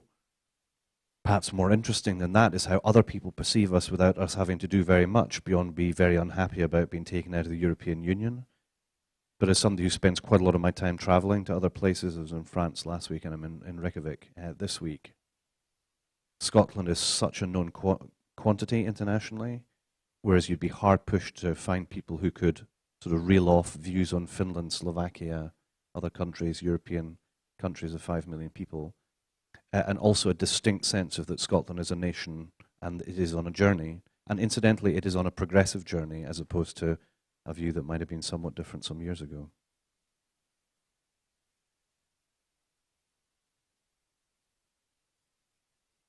I mean, one of the things which I've experienced as an academic over the last decade is the way in which university teaching Irish culture and history has become much more organised. And again, the support that's there from the various consulates for people in the university system who teach, for example, Irish literature, or who run events, run conferences. I mean, the Spanish Association of Irish Studies is a really interesting case. A lot of Spanish kids come to Ireland to learn English, and then a lot of people who go on to teach English at university level have had an experience of being in Ireland. But their annual conferences are supported by the ambassador comes out, they fly in writers from Ireland. So there's a European Federation of Association of Centres and Institutes of Irish Studies. Now, it seems to me that if Ireland can do that, Scotland can do that. Scottish literature and Scottish history is taught all across Europe. And there's a particular focus in Belgium, which, you know, there's a strong historical reason for that on Leuven. It also happens to be just down the road from Brussels, so there's a way in which it seems to me you can keep a culture on the agenda without getting into the political minefields which were talked about, that were introduced at the beginning of this afternoon. It also strikes me that, and Ali Smith is a case in point, that the idea of there being more to British culture than Brexit and the various debacles associated with it, might be something the British Council would be interested in promoting abroad. So, the emphasis on culture can be a long game where you are relating with people, again, where they are, but also making the point that there is something more complicated on the ground than what might appear in the news headlines. Seems to me too.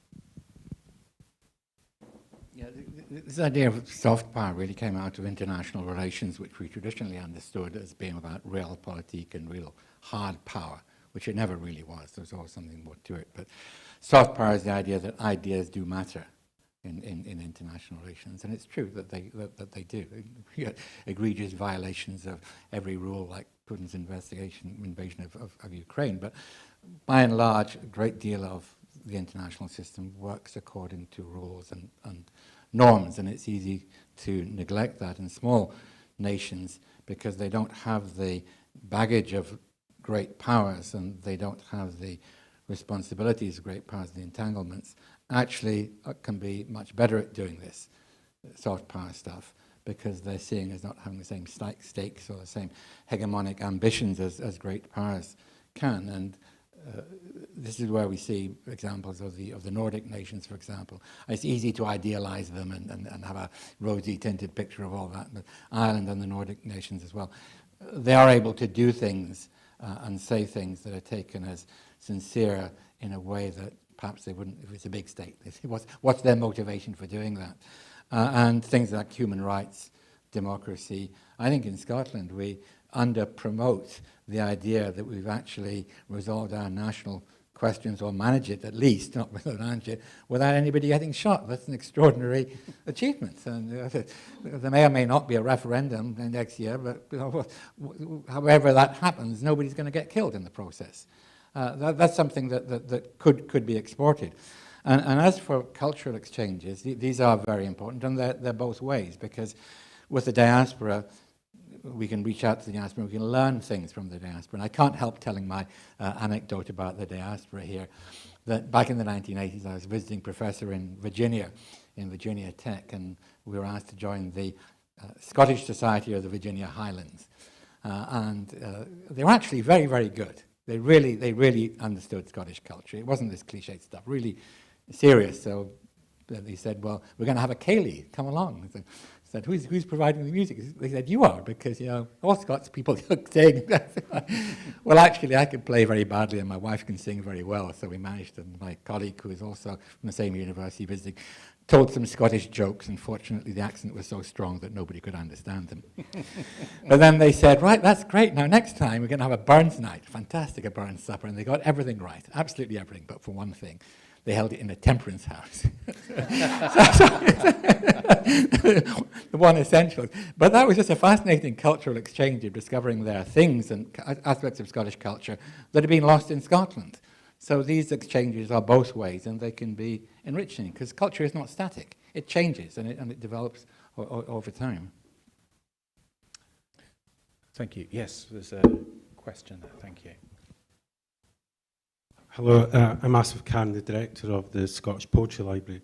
I think about 3 days ago on Twitter there was a viral video of the Latvian Prime Minister speaking English with an Irish accent, in which people talking about it comically, but actually demonstrated the influence of what is now called Hiberno-English. And how do you see Ireland's and potentially Scotland in future's cultural diplomacy forming through having the hegemony of English in the European Union?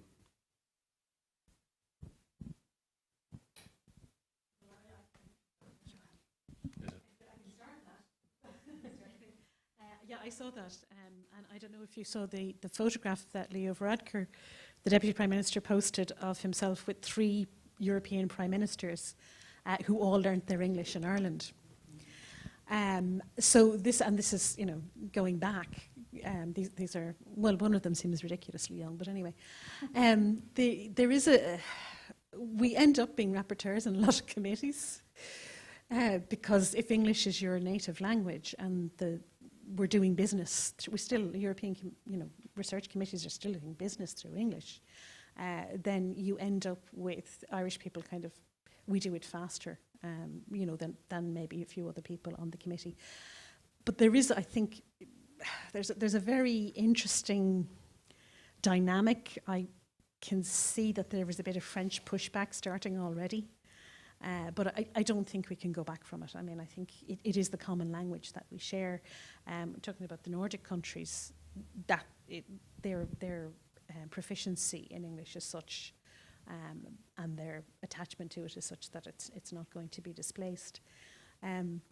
But the kind of English, the history of linguistics would tell us that the kind of English that is going to be used in those contexts, it was always a little bit rarefied and a bit stilted. It's probably going to become even more detached, maybe temporarily, but it is going to become even more detached from the mainstream of English speakers here. I do think it does draw attention quite a lot. It puts the fact that Ireland is in this strange position, sort of in the centre, quite a lot. It means Brexit is mentioned all the time in any kind of working group, that you attend. So it's kind of, it's a peculiar one. I mean, Hiberno-English anyway, because, without giving Joyce even more of his due, it does have a prominence in world literature, and people who learn languages tend to read literary texts. It does have a prominence which is completely out of proportion with the size of the island as well.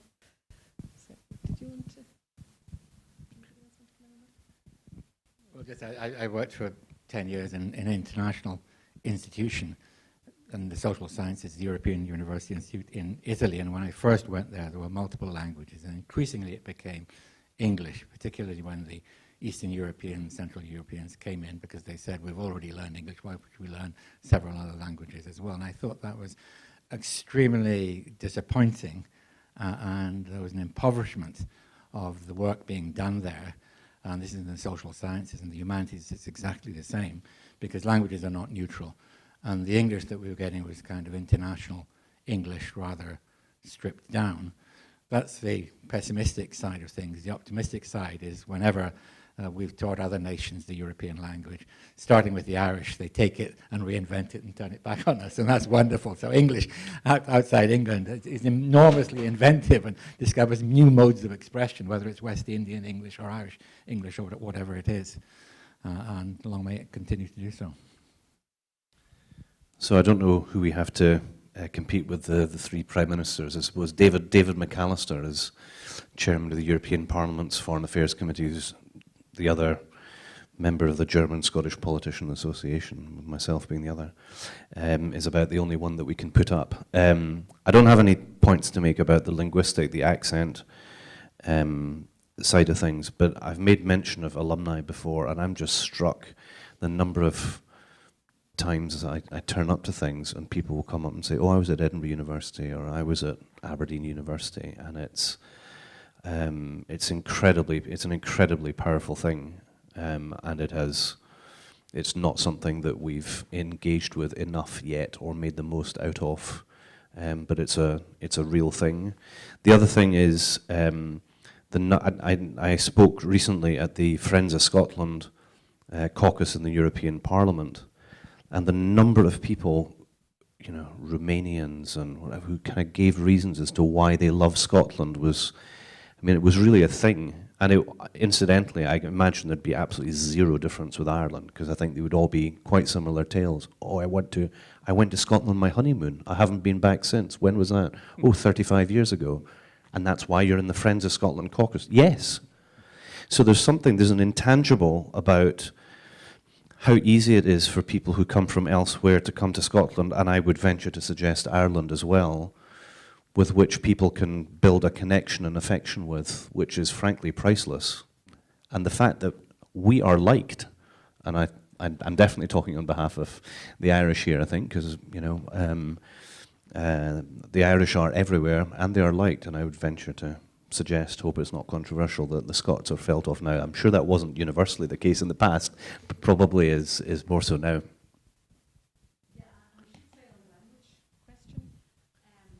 That there is a huge historical irony here. One of the things that Ireland and Scotland have in common is native languages that are minority languages. And, the fact that we are participating in this dominance of one majority language for the business of the European Parliament, many of the European research structures anyway. I can't speak for political committees and so on. There is a historical irony there. Which, if you get any Catalans, they will point that out to you quite quickly. Hello there, I'm Ewan Allinson, an artist based in Edinburgh, and agitate very much relentlessly around getting a balance between top-down and bottom-up. And I think Ireland is leading the way, and has done for a long time, in terms of empowering bottom-up approaches to policy making and so on. And I was very interested in the Consul General's remarks that the showcase that is brought to Edinburgh for the festival is uncurated, and that's quite rare. I think most national showcases are very much curated from agencies and so on, and networks that represent the establishment in some way. So I'm very interested in how you express that approach to that, I suppose, allowing heretics in that might not, when something is curated centrally, might be squeezed out in favor of some more approachable soft power expression of a nation's identity. And how my own research with Mary and Dundee is about how artists can help empower voices such as gamekeepers and gillies and stalkers around climate change policy and land use and so on. So there's this real interesting role that the arts can play in facilitating positive exchanges between the unheard and underrepresented bottom-up and grassroots and the top-down, who are always interested in what artists are working at. So I'd be interested in how you think that could be something that becomes part of Scottish-Irish cultural diplomatic relations. Thank you, and I'm putting Shona McCarthy on notice that she may wish to add to this on behalf of the Edinburgh Festival Fringe. I think the first thing to say is that Culture Ireland as an organisation is relatively young, and it's a very small organisation in terms of its staffing, and we don't have cultural institutions overseas in the way some of the older, more traditional institutes of other countries have. So Culture Ireland promotes the Irish arts and culture abroad by funding them to go overseas, essentially. I'm reducing this quite a lot.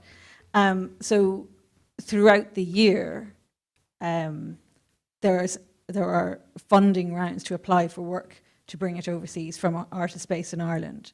And the funding round at a certain point of the year will include applications to come to the festivals in Edinburgh. So that's the process by which the applications are made for the funding. And then because Edinburgh provides such a significant international stage for this work, it's then packaged together and presented collectively as a showcase as the most effective way to reach the programmers in Edinburgh. And I have to pay tribute to Shona and her team in particular for being such significant supporters of Irish work, and all the institutions and the programmers in Edinburgh for the support that is given to Irish work. And of course, what is funded and supported by Culture Ireland is only part of the huge presence from Ireland across the festivals here. So I think that's one of the important things. And I also mentioned that Culture Ireland funds work from across the island. So in terms of you were referencing the irreverence, I suppose, and one of the most successful plays in the Fringe this year, which was staged by Summer Hall, was called Two Fingers Up. It was absolutely stunningly brilliant play by 3 young women about the lack of sex education in their upbringing in Northern Ireland. And whereas it was riotously funny, it was a deeply political piece and ended in great anger. But it was a stunning piece of work and brilliantly received. And I think for a long time in Ireland, I'm sure Geraldine had plenty to say about this, certainly in the first decades of the state, and even into the later decades of the state, we would have been very afraid of what the arts said. There's a reason James Joyce left. And that relationship, I think, nationally has changed considerably, and we're not so afraid. The state is not afraid of the arts, and we celebrate them and recognise them as the strength they are for the country. And I think culture very often leads society, and that's something that has taken us probably longer to learn than the cultural bodies and the artists might have liked in Ireland, but I think that is a big change that we've seen. I would say you still have the remnants of that in the north. Yeah, if I can just respond, because I don't think Scotland should hide its light on this area under a bushel either. And I mean, like it or loathe it, and people always have an opinion about it, but the Edinburgh Fringe still is probably the most inclusive, most accessible festival for every art form and wherever you are in your career trajectory. And that started here and was a Scottish idea 75 years ago. And is now, there's a Fringe festival in over 250 countries around the world. So Scotland can rightly own that conceptually, and I would say that probably the kind of ease of access to the arts, etc., that you see much more now in the south, is not just so common in Northern Ireland. The other kind of wee observation I would make, because a bit like Christine, I'm slightly uniquely placed in that I'm from the north of Ireland. I carry an Irish passport. I consider myself to be Irish, but I did work for the British Council for 2 years. I was the director of the British Council in Northern Ireland, and it took me to places like Iran and like India, and even without the investment in Culture Ireland at that time, people in those countries didn't talk to me about British culture. They talked to me about the Cranberries and U2 and and W.B. Yeats. So, you know, sometimes I think it's about the actual art and the content and the artist, and yeah, I don't think we should underestimate that. Yeah, just to follow on that, you know, a state that has come out of decades of extreme censorship. You know, censorship in Ireland was so extreme and so all-encompassing for so long. I suspect that creates a degree of skepticism about the top-down. That hasn't always been the case. I think there's a definite freeing up in the last 5 or 10 years even.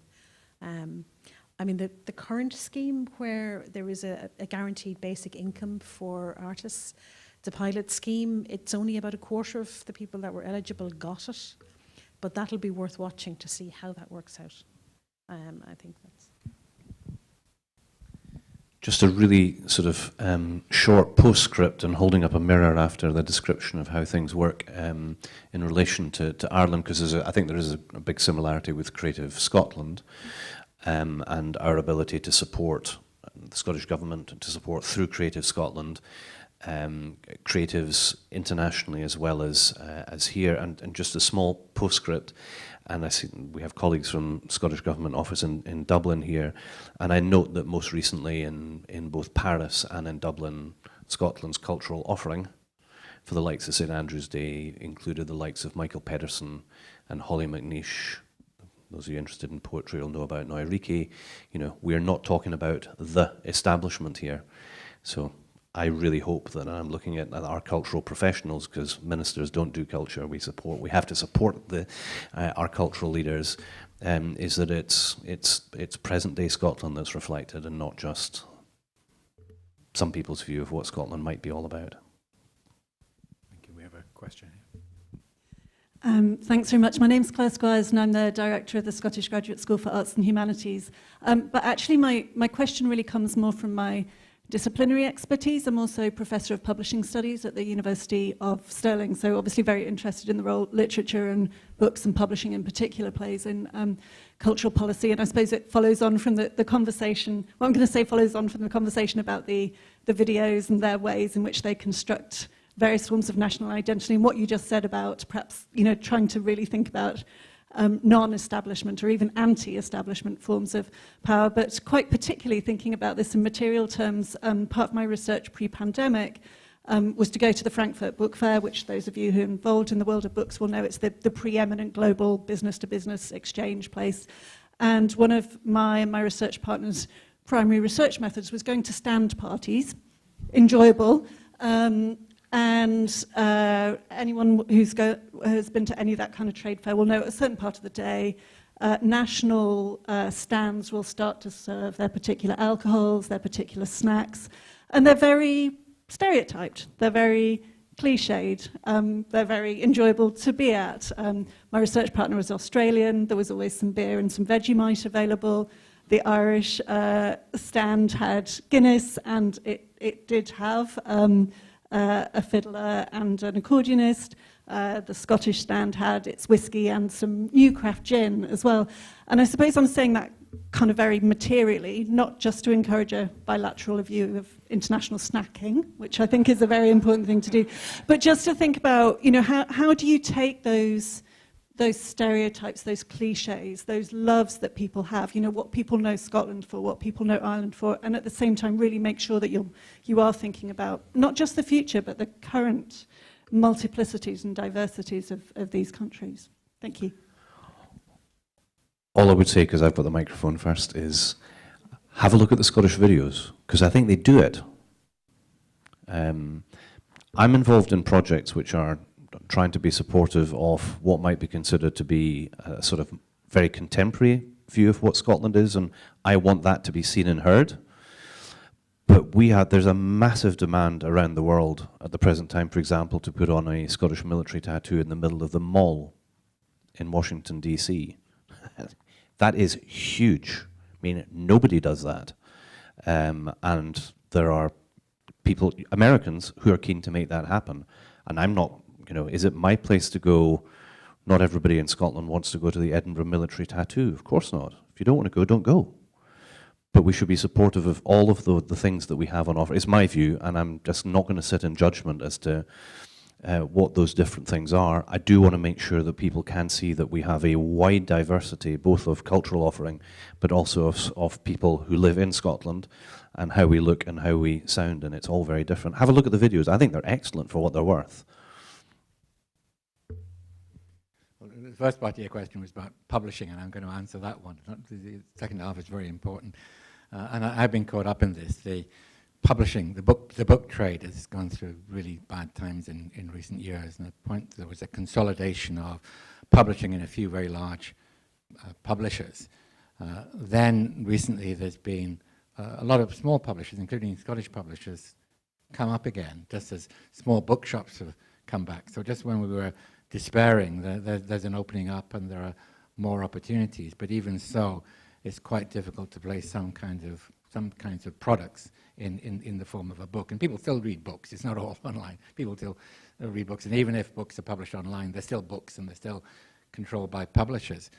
And then something I come across really quite recently, but I've encountered before, is getting books published internationally, even between the UK and Ireland. And we've got a book coming out of our project at the moment. We're trying to get a publisher who will actually bring it out and sell it in both the UK and the Republic of Ireland. It's actually quite difficult. There are all kinds of obstacles. Partly Brexit, but even before Brexit, there are problems in the book publication industry, the dissemination of stuff, the getting stuff out in ways that are accessible to people that are really problematic. It's extraordinary how that persists. Now, partly that is because publishers have an interest in the books being a physical product. They're hanging on to that, and therefore they become ruinously expensive or very difficult to distribute. And partly it's because this is a problem that nobody's really addressed. And certainly from the social sciences, it's a real problem. I think in the humanities as well. How do you get that material out to people, and how do you get it exchanged into around different countries, even within a single language? How can you get it disseminated? It's more difficult than you might expect, given everything we hear about the globalized world that we're in. Thanks, Michael. I'm going to give two comparable answers. One on the commercial side, which essentially is what the book festival is going to be. I think commercially, people are always going to decide what's going to sell best, and they're reaching their audience, so it's very often going to be targeted as what's the most recognisable rather than what's the most creative. And if you're selling the books, the easy answer might be the Guinness and the fiddles, and put the focus on the work into the books, no criticism at all. But that does change, but at the end of the day, if it's a commercial product, you're going to have a commercial drive. In terms of what we do is diplomatic missions with cultural diplomacy. We very often that's two hats, because we have our diasporic audiences and our international audiences, and we are doing our best to reflect the country that we represent as it is now, but also our heritage, and very often, depending on the audience, and that might be a mix of those audiences, or it might be separate audiences, and it'll depend on each country, we might put more of an emphasis on challenging expectations and shifting them. And in some places, we might have reasons that we want to do something that's a little bit easier and maybe more palatable in terms of expectation. And it's a difficult balance. I'm not saying we always get it right. And I think somewhere like Scotland, where our cultures are as familiar to one another as they are, and I know that the Scottish Government Office in Dublin does this too, it would be really lazy of us to fall back on that which is known. Not least because so much of it, the music, the literature, the canon of literature that already exists and is known, the dancing and everything already has its place and is staged and is appreciated and is enjoyed in both directions. And if all we did was to repeat that or re-emphasize it, we would be failing more contemporary culture and artwork that isn't necessarily known yet. So it's certainly in my time here, it's something I've put an emphasis on as much as possible with my little pot of gold, to stretch it as far as I can, either with contemporary reflections on traditional culture or on contemporary showcasing or promoting contemporary work that isn't already known. But that isn't a one size fits all, and for the same reason, we don't get a list from Dublin saying this is what you're promoting this month or this year. It is all very much decided where we're based and to find the right fits, and most importantly to work with the right partners to get those balances, because all of it matters. And on going back just briefly on the diaspora point, and you used the language earlier, I think it was you, Jared, I was taking so many notes I mixed everyone up, to meet the diaspora where they are. And very often that means giving them what they want, particularly in a multi-generational community that's very far from home and hasn't been home, but also in challenging them with that. And that's a tricky balance, and there are many stories around that where we've had to hold a line on something that wasn't appreciated, and we've brought change in terms of understanding of contemporary Ireland where it needs to be. Yeah, just very briefly on the publishing end of it. I mean, I think Irish writers have never been able to make a living just out of selling in Ireland. So they've always been selling on a global basis, and therefore pitching towards that global audience. What I think has happened in the 21st century is that what it means to be a young Irish writer, that has changed quite a lot I mean, I think that, you know, the well-made novel was kind of, which was being published by major publishers in London and New York, was the staple for a very long time. And the emergence of small presses like Tramp, I mean, Tramp Press talking about punching above your weight, and, you know, experimental fiction. There's an and that's the other thing, they found an audience for it. They found a way to reach audiences. So the global digitized landscape can be, you know, soul destroying on one level, but it can allow you to communicate the quality of an experimental novel that's all written in one sentence to a really diverse group of people across the world as well. And I would say that one of the things which I've noticed from those different European Irish Studies events is that the demand for really challenging art is definitely there. And I know that's an academic context, but they do get local communities in. They do get people who are interested in Irish culture to, you know, come to Lato Corey's This Hostile Life. Got a huge audience in Palma. And that's really challenging work. She was being brought by, you know, she was being brought over by Culture Ireland. But she was very much challenging the Irish state as well. And there was a really strong Spanish appetite for that. So people on the ground can be much more adventurous than perhaps the mainstream publishers in Frankfurt expect them to be. I think, did you want to make a brief contribution to this particular point? Yeah. Yeah, no, I was going to touch on that very question actually, because Jane talked about the little pot of gold, and I guess a question to both Angus and Jane is, how do you grow that little pot of gold? Because the British Council at its best, and I think one of the most criminal things that the British government is doing right now is depleting the resources for the British Council across the world, because at its best it did things like that. At a local level in country, like to have Willie Doherty, when he described himself as an unreconstructed nationalist, do an installation overseas of art that completely challenged the British state and its role in Northern Ireland. But to have that work supported out there by the British Council actually contributes so much to soft diplomacy in terms of, you know, well, actually you can still have debate in Britain and you can still challenge the state. But they were able to do that because they had, I don't know, how many offices overseas, Christine? 110 offices across the world with arts, with an inherent arts staff in each of them. Because, as Angus says, he didn't program culture, but you know, to have people who actually really understand the kind of that soft diplomacy role that the arts can play in country. How would Ireland and Scotland come close to that?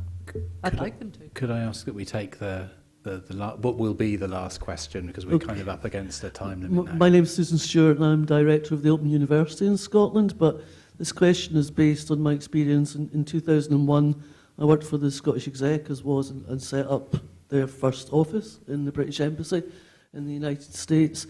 And my question is, to what extent do we think the promotion of contemporary Scottish and Irish culture and the avant-garde and Scotland as it is now is constantly sacrificed to the economic development agenda and the fact that many of the senior members of the diaspora really actually want the Burns and Heather and Haggis, and they're the ones that may be making the decisions about inward investment. And I wondered if that's an issue in Ireland as well, because I think it sometimes is for us. Sorry, Angus. I might just take both questions very quickly and answer them both probably partially. To Shona's point, Culture Ireland and the Department of Foreign Affairs have recently appointed a number of cultural officers in embassies.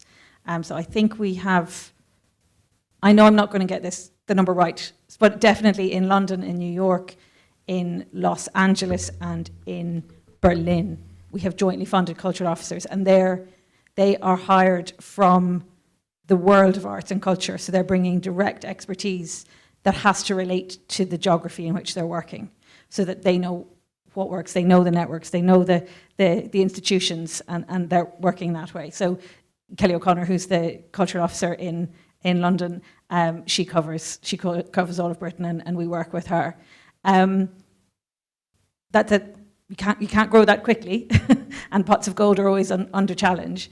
And one of the recommendations in the review was for Scotland House in London and the Embassy in London to stage joint cultural events, and the first one of those is happening on the 8th of November, I think, and it's a musical evening led by Aidan O'Rourke, the open fiddler, based on his film that was shown during the festivals, The Great Sordid Heart. And the second question was sacrificing of contemporary. I mean, you can bring the horses to water, is what I would say to that. If people want heather and haggis, or they want what we have, they'll come to that. But if we keep inviting them to events that have different offerings, and you're marrying one with the other, if they want to be at the events, if they want to meet the people at the tables, at some point they're going to come along. But we can't force horses to drink the water, and we have to be careful and balance that. These things can be gradual; they don't have to be dramatic. So the way things are working at the present time, Susan, you'll be well aware that some of the other colleagues in the room perhaps less so. We have, give or take, 10 Scottish Government offices around the world. They tend to be quite small in terms of headcount. I think provide tremendous value for money. But we have a significant, to the power of quite a lot more, representatives from Scottish Development International, and they're there largely on a sectoral basis to promote inward investment, promote exports, and so on. And myself and Kate Forbes are working very closely together that the difference between those two sides of things is less obvious. And it seems to me, if we've got a network of people, as we do around the world, who might not be based in Washington, DC, but might be based in Boston, where Scottish Development International is, try and find anything publicly that SDI does in Boston. You'll be hard pushed. And so there's a job of work that we're trying to do to maximise the network to be more sort of Scotland PLC and being able to deliver things. That's what we do within a devolved settlement.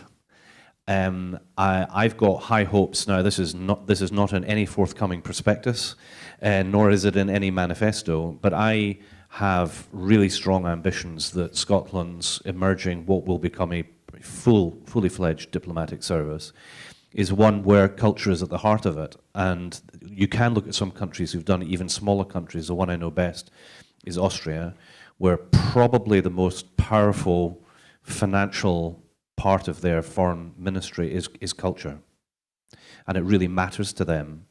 And so it seems to me, as we go from 10 to however many the final network will be, is that culture, or the promotion of culture, is not an afterthought. It is at the core of what we want it to be. It's proven to work. Looking at our new deputy head of office in Dublin, I'm not sure if you're quite sure yet what the balance is of politics and culture and tourism and all the rest of it, but culture really matters. And right across the piece, it works well, but you're talking about working well in an environment of 2 people, 3 people, and in some places like Brussels and London, considerably more.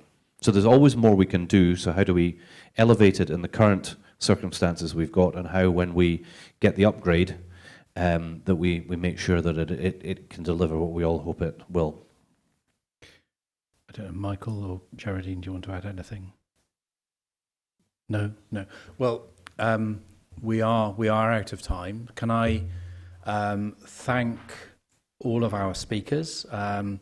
I'm particularly grateful to both the Cabinet Secretary and the Consul General, who were inveigled to sit in the front and pick up some of the discussion. I'm not sure they'd signed up to that for the afternoon, but thank you very much indeed. And thanks also to Michael Russell, Michael Keating and Geraldine Meany. It's been an absolutely fascinating hour and a half. We have a break now for some refreshments, and we're back in about 20 minutes. So thank you very much indeed, everyone.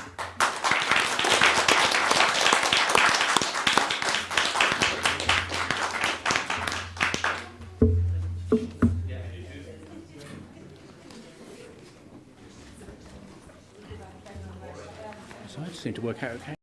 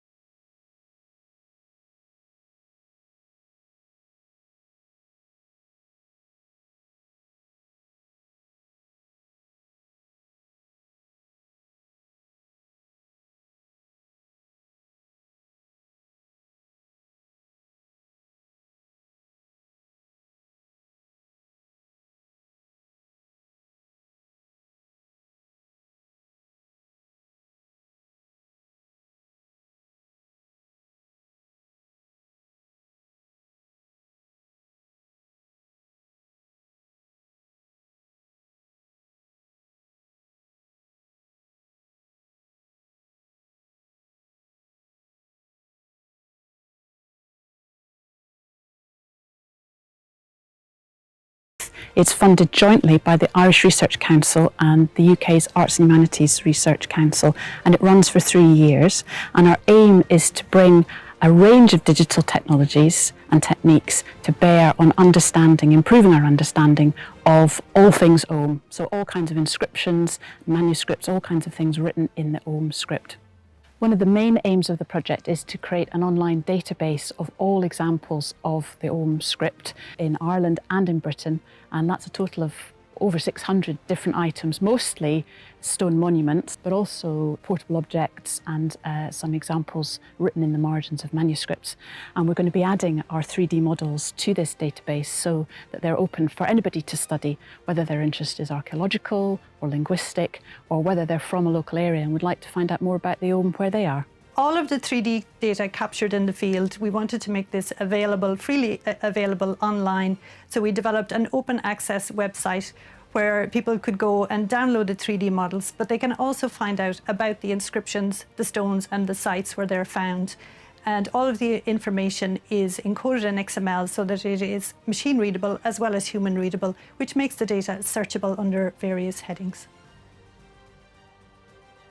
So what I'm doing here today is I am 3D recording this Ogham stone here, and I'm using photogrammetry. That involves taking lots and lots of photographs. So I've probably taken about 350 photographs of this stone today from all different angles. And as you put those photographs through the software, it will look for features that each of those photos have in common, and it will derive the geometry from that. So one of the uses of the 3D data is that you can actually use it to 3D print miniature replicas of the stones. So Ogham script doesn't just survive on stone monuments. We also have many examples of the writing system in manuscript sources dating from as early as the 9th century all the way up to the modern period. So Ogham script, as well as various ciphers derived from it, continued to be used and discussed in manuscripts of the modern period, mostly in the context of work by antiquarians who sought to explore and document not only the survival of stone monuments with Ogham inscriptions, but also the use of the script in medieval written sources. Ogham never died out as a writing system, but it was always remembered and passed on. And therefore, unlike other ancient writing systems, it never had to be deciphered by modern researchers. And even in the modern period, even today, it is still being used for sometimes for ornamental purposes or for art installations. We hope that the Ogham project creates new interest in the Ogham script and that it keeps a tradition alive that has been important for this island for more than 1,500 years.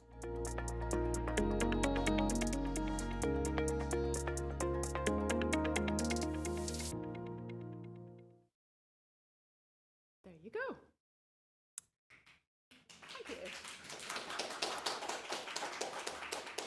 I've got 5 minutes left, so I just wanted to touch on a couple of points that weren't covered in the film, which obviously wasn't made for this audience. But just to clear up something right at the beginning, the medieval and modern forms of the name of the script are spelled and pronounced slightly differently. Each is favoured by different disciplines. Both are acceptable, hence the brackets in our ecumenical project title. So the early medieval one is Ogham with a R sound, or the modern pronunciation is Ogham. Take your pick, we don't mind. We won't even flinch if you call it Ogham. So our project involves partnerships and collaborations with 12 governmental bodies or national institutions in all constituent parts of the UK and Ireland. And these build on relationships with team members built up over decades of prior engagement and collaboration. Groundwork has been laid over a long period during which a number of individuals and institutions struggled to gain funding for a series of shorter projects, special events and other initiatives. It's only the scale and unique nature of the AHRC IRC scheme for the collaboration in the digital humanities that has made it possible for us to come together as a larger team and finally embark on what has been a desideratum pursued for a generation. In other words, a comprehensive modern corpus of this material, which is so crucial to an understanding of the intellectual and cultural early history of these islands. Sorry, I'm going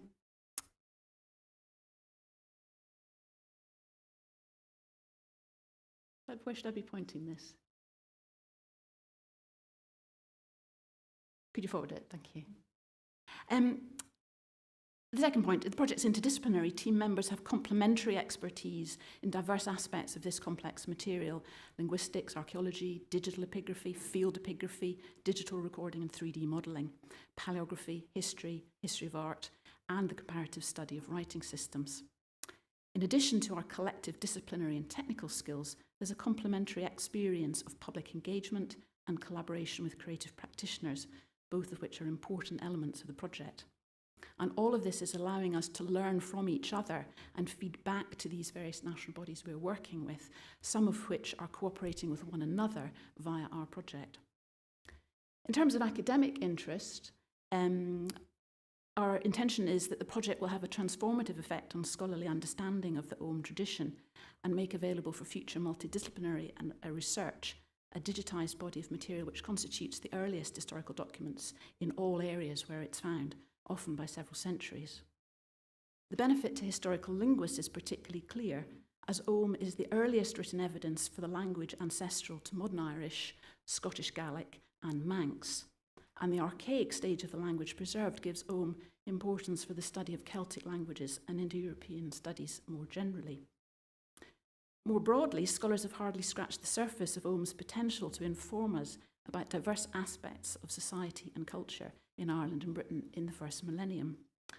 Our hope is that the project will promote understanding of the complexity and time depth of migration and cultural exchange between Britain, Ireland and Man, and greater awareness of the three islands' common cultural inheritances and interconnectedness.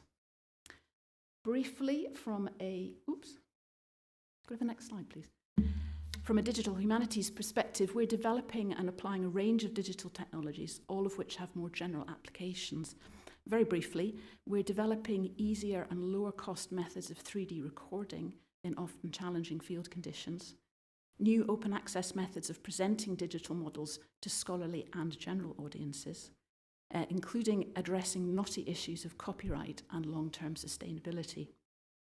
We're applying and developing complex statistical analysis both to the physical carving, so identifying characteristic incision profiles to differentiate the work of individual carvers, so-called groove analysis, which is very exciting, and also statistical analysis of sound changes exhibited in the texts, which is helping us improve our understanding of the chronology and dialectal variation of the earliest forms of Irish, Gaelic.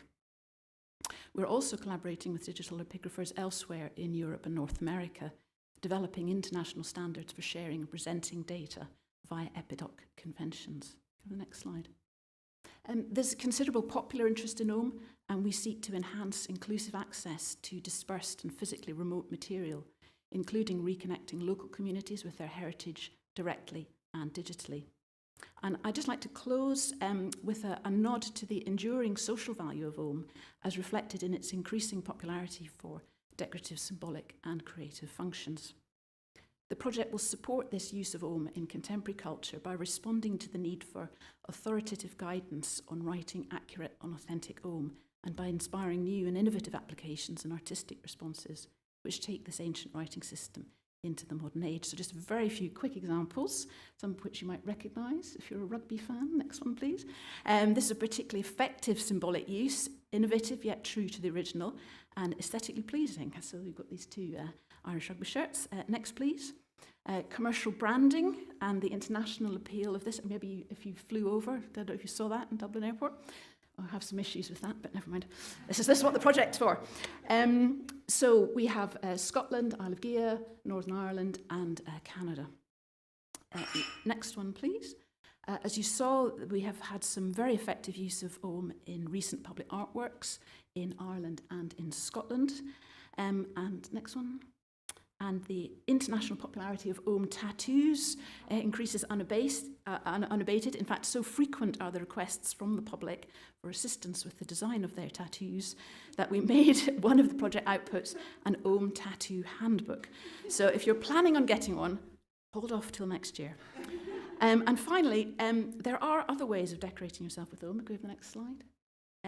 As demonstrated by none other than the First Minister, who has declared to me personally that this Ogham brooch is one of her favourites, as these pictures demonstrate, and it certainly gets interests from all the right people. So finally, final slide. thanks for your attention.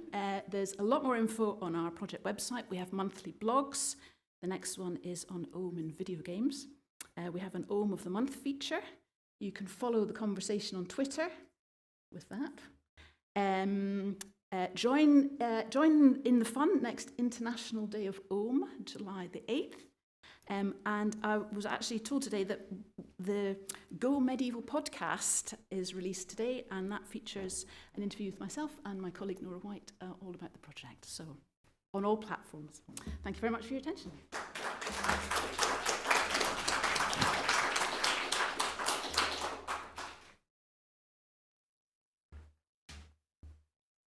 Thank you very much. That was a fantastic insight into an international, interdisciplinary, groovy project. Thank you so much, and thank you to David also, who is listening online.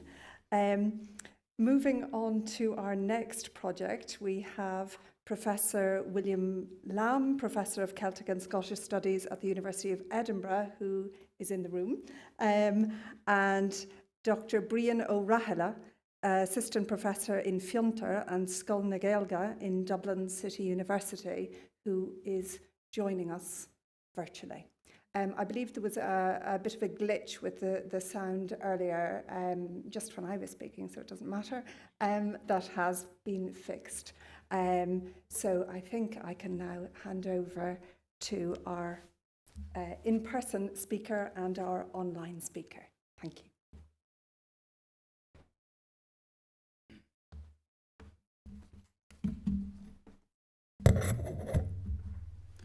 Sometimes it's good to be old school, have a smaller lecture, but anyway. So delighted to be here and to talk about this project. We've been talking about culture a lot in this room, and one of the types of culture that we haven't really mentioned very much is storytelling, which of course was such a massive part of past, but also present culture. There was one mention of the Scottish Storytelling Centre, which was good to hear. The narrative traditions of Scotland and Ireland are unparalleled in Western Europe. And the scholars have shown over the past 150 years, their traditional tales can tell us a great deal about their ancient collective history.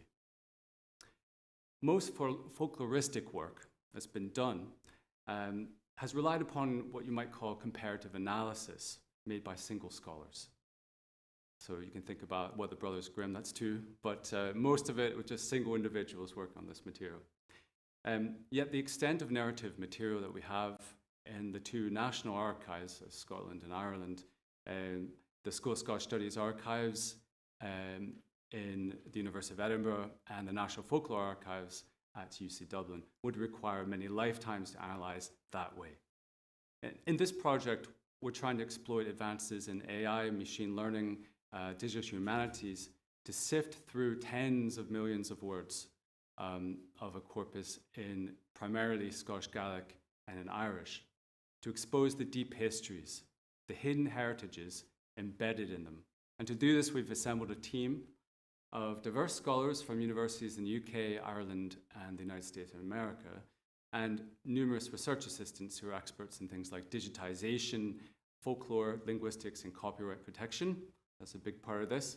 And this work, of course, doesn't exist in a vacuum, as you can imagine. So we've got two crucial external partners, Tobin and Dulchus / Kista Riches in Scotland and Dulchus in Ireland. We're also, of course, very, very grateful to our funders, the HRC and the IRC. At the culmination of this project, we will have constructed the single largest digital collection of vernacular Gaelic and Irish in existence, and we will have analysed it using a variety of cutting-edge as well as traditional methods. So here are the, oh sorry, I think we need to go back a slide there. Okay, if you, yeah, there we go, okay. So these are the folk working in the UK. My colleague, Brian O'Reilly, will be talking about the team working in Ireland. So next slide, thanks. Okay.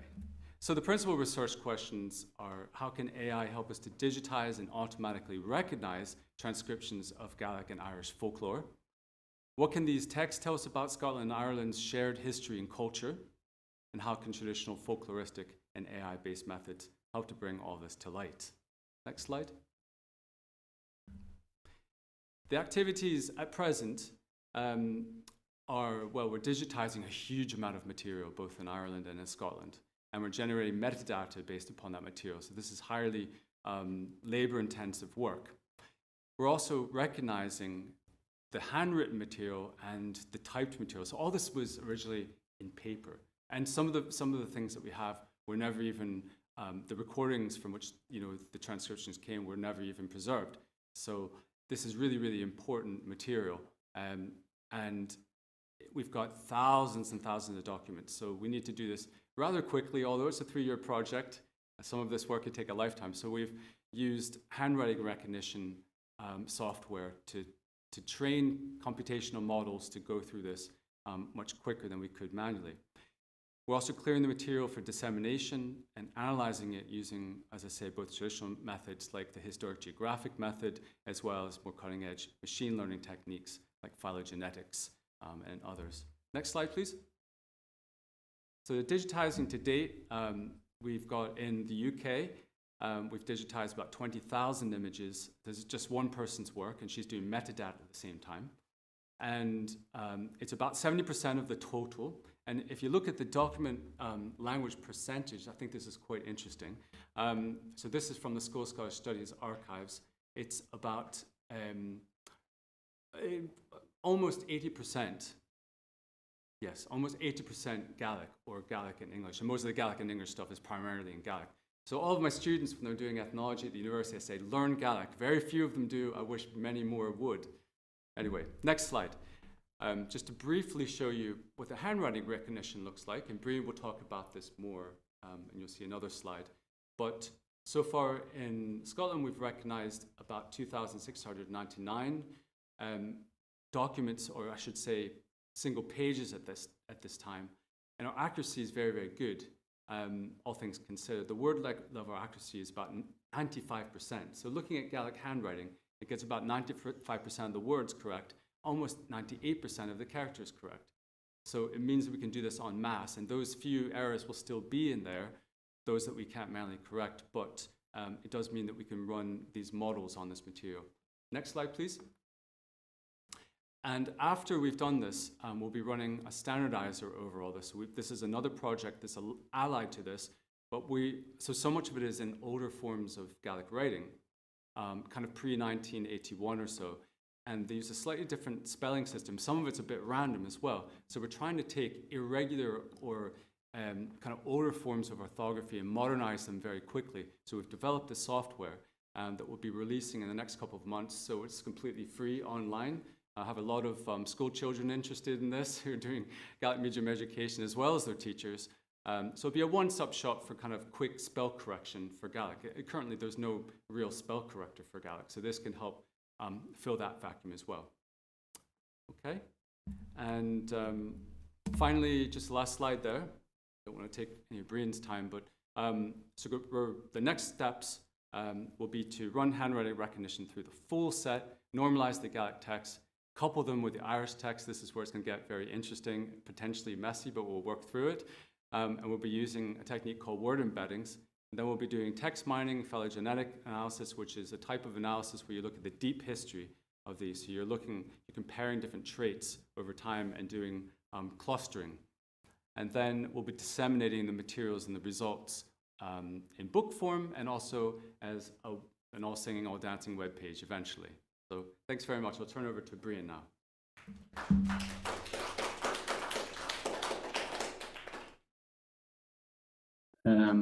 Hello, everyone.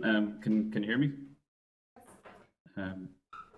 I'll assume you can. So thanks very much. Thanks, Will, and thanks also to the event organisers, in particular Christina and Rebecca, for inviting me along. So as Will already outlined, our project is entitled Decoding Hidden Heritages in Gaelic Traditional Narrative with Text Mining and Phylogenetics, and is the result of a Scottish-Irish collaboration and an AHRC-IRC Digital Humanities Research Grant. So my name is Brian O'Reilly and I'm a lecturer at Dublin City University, and I just want to say as well that I spent a year in Aberdeen University, my 3rd year in college, and had an amazing time, so that has helped me going forward. And I'm just going to add to what Will has already outlined basically today and give you a brief overview of the Irish component of the project. So first of all, some background information on the Irish side of the project. Sorry, sort of move things around here a little bit. On the Irish side of the project is leveraging the Irish National Folklore Collection, which is based in University College Dublin, as well as the Duchas project based in Dublin City University, my university. And that project is digitising the National Folklore Collection in UCD. And Duchas is the Irish word for heritage. So the National Folklore Collection is a very large collection of folklore material collected mainly in the middle of the last century, mostly in manuscript format, mostly in Irish. The Duchas.ie website now contains parts of this material in digitised formats freely available on the web. And the Duchas project is funded by the Irish government under their Irish language support schemes. This Scottish-Irish Decoding Hidden Heritages project, one we're talking about today, which is funded by the Arts and Humanities Research Council, AHRC, and the Irish Research Council, IRC, seeks to build upon the Duchas infrastructure by using machine learning techniques and automatically transcribe folk tales contained within the manuscript collections, thus unlocking material for further analysis using computational methods, as Will has already outlined. So the team in Ireland includes myself. I have a background in computational linguistics. Dr. Christo McCarthy is the director of the National Folklore Collection in UCD. And Dr. Andrea Palandri has a background in early modern Irish prose and other things. And then when you combine this with the UK team, we really have excellent capacity to do valuable research. So the main goal of the project on the Irish side is to extract a large quantity of folktales from the main manuscript collection in the National Folklore Collection and to prepare this data for analysis and data mining. To do this, first we have to scan the manuscript material, then we have to index this material by adding document level metadata, and finally we have to generate digital transcriptions of the material, of the manuscripts. And this part of the project involves the use of machine learning based handwritten text recognition, which I'll talk about a little bit in the next couple of slides. Once all this work is done, we will have a body of material to compare with the body of material generated by Will and his colleagues in Scotland. So some preliminary results. To date, we've scanned and indexed around 29,000 pages. We will also be able to draw on material scanned and indexed by the Duchas project. We have trained 11 HTR models covering the most important collectors across all the dialects. And these models have an average character error rate of 4.3%, which is pretty good. Excuse me. And we're currently experimenting with crowdsourcing to improve HTR accuracy. And we are also compiling a mini corpus containing all instances of the Arnott Thompson Uther 400, 425, 503 folktale types. And we'll be focusing our manual inspection of the material on these tale types. So just a couple of screenshots to finish. This is a screenshot of an indexed manuscript page that is published on the Duchas.ie website. So some of the material is already available without transcriptions. And it contains part of a folktale collected by Joseph O'Donnell in County Kerry in 1937, I think. This next screenshot shows a page being manually transcribed in the transcriber software that we're using. And this is to create HTR training data. And this also shows a folktale collected by Joseph O'Donnell in County Kerry. And the final screenshot is an illustration of material that has been transcribed automatically. So this is using our HTR models to automatically transcribe manuscript pages, and it illustrates pretty much, it illustrates really how good the HTR method is. It's really working fantastically well.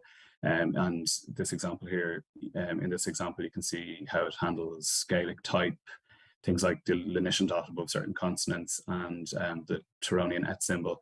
It has issues with things like code switching, English language, certain layouts, and so on and so forth. But overall, it's doing extremely well. And then just to conclude, we're disseminating our research in various forums. There's a few of them are listed here. I suppose I should point you to the publication at the top and this blog here. We post regular blog posts on the project, and then, as Will mentioned, we'll be hopefully publishing a book based on the research at a later date. So that's all for me. Thanks very much for having me.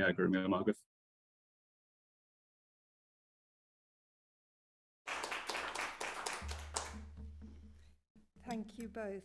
And once again, I'm struck not only by the potential in combining the traditional and the most cutting-edge technology, but what you could do in terms of scale, I think, is really coming across.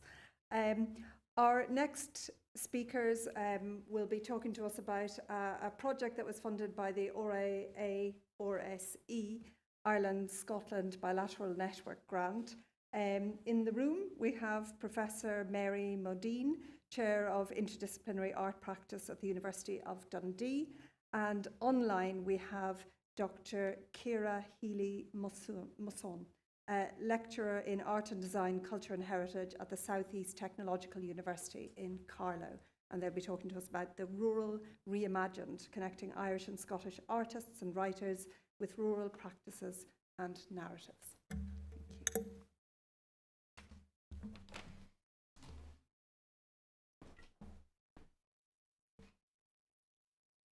Thank you, everybody. Can we have the first slide, please? Right, so this small grant for a period of 6 months was to, as it says, connect Scottish and Irish artists and writers with rural practices and narratives. And we began this grant with 2 practica. The first practicum was held almost exactly 12 months ago, and followed in November by the Irish practicum. So let's see, next slide. Next slide, please. The first practicum was designed to have a field trip in half of a day and a kind of gathering in Perth for the second half of the day with speakers and presentations.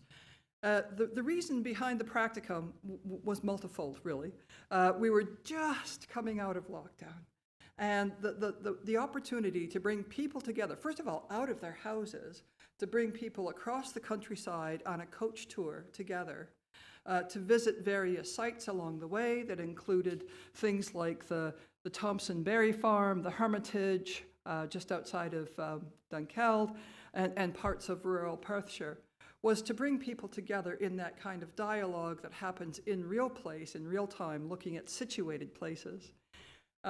We couldn't have overemphasized the importance of being together physically. Next slide, please. We brought together for the afternoon speakers from a host of different NGOs, local council office, the RSPB, Scottish Environmental Protection Agency, the BIN group, which is a management waste group, the largest in Perthshire, one of the largest in the country, and a series of other speakers, Scottish gamekeepers, NHS mental health, a series of people who had a lot of things to say about different aspects of living in the countryside and rural practices and rural life. Do we have Ciara on the line now? Hi there. Hi, can you hear me? Thanks, Mary. Okay. Ciara, can you see this? Yes, I can. There you go. Yeah. Can you talk about the Irish practicum? Yeah, of course. So thank you again for inviting me to be part of this presentation today. So the Irish part of the Rural Reimagined project. It took place actually on the 12th of November last year, and it was hosted by Lismore Castle, which is based in County Waterford. And it was a one-day event for visual artists and those in the cultural industries who are actively engaged in or whose work responds to different aspects of rural life. So it was continued part of what Professor Mary Modine had organised in Scotland. It started with a morning in Lismore Castle, where we had speakers from Teagasc, which is an Irish agricultural government-funded organisation, the National Parks and Wildlife Services, the Irish Native Woodland Trust, as well a number of Irish and Scottish artists who are actively working and researching in rural environments. And then in the afternoon, we went to a nearby farm, Bidudi farm. And that's where we had a chance to meet with farmers to discuss creative ways of acknowledging the rich tapestry of narratives around heritage, biodiversity and animal welfare. And on the way back from the farm, we had a chance to call into An Siopa Beag, which means the little shop, a very small shop that was set up by a group of people in a small village in Ballyduffin, County Waterford, during the time of COVID. To supply that village had originally a sort of a large shop, but it had closed down and a number of pubs had closed down, and villagers got together to create a shop that actually supplied local farm produce. So we stopped in there on the way back for some refreshments.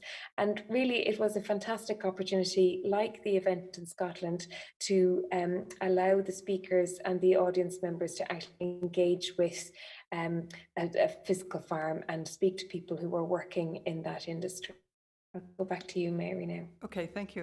So Ciara and I were leading this project, but we were joined by our colleague and consultant on the project, Dr. Ian Biggs, and we brought in 3 PhD students as well. Adam Stead, who's one of Ciara's PhD students, and Ewan Allenson and Katie Potapaw from here in Scotland, who are mine. We formed the kind of the core part of the staff in these visits. This is the images from the Lismore Castle and the Cooley Doody farm. Because of time, we're not able to show you Ciara's video with her goats, but it's a wonderful video where she describes the project. You know, in doing this, we had over 137 participants from a whole host of community, NGO, government, NHS, and related sanctuary, bird protection agencies, a whole series of individuals and players who came into conversation together, along with a host of audience who were largely writers and artists. So the idea was to start this project almost like a kind of seed starting the project, in the sense that what we wanted to do was to provide genuine, factual, real life stories, narratives, cases, examples, and sites. So looking, for example, and just one tiny example was to compare what the 2 farmers were saying. So it was a very different kind of experience. So the dairy farmer in Ireland and the berry farmer in Scotland had very different things to say to us as a group. So we were learning through differences as well as through similarities. Next slide, please. I'm going to save a minute at the end, a couple of minutes, to go over our website because it shows just a few things. But Ciara, can you come back and talk about the RHA? Thanks, Mary. So one of the things that came out of this research was an opportunity, I think, to be part of putting the rural and the rural reimagined on a platform in an urban environment. And there's an increasing interest, particularly in Ireland, on representations of the rural in museums and in galleries, in urban museums and galleries. And so the director of the Royal Hibernian Academy, Patrick Murphy, invited me to develop a symposium that built on what Mary and I had created as part of this research. And that was held in conjunction with an exhibition called A Growing Inquiry. And it represented 7 female artists, all based in Ireland, but whose work also had some connection with Scotland, who are all responding to living in rural environments and looking at climate change, looking at security, and thinking really about the role that farming plays in our lives. One particular artist, well, a number of them that were quite interesting and that really I think we gave agency to with this research, were artists with what we might call dual identities that might not normally be recognised by institutions or even local communities who were addressing rural issues in their work. So we had an artist who was also a full-time beef farmer, artists who were working in tillage, artists who work supporting other arts initiatives in small rural communities. They all were participating in, speaking in, or exhibiting in this exhibition.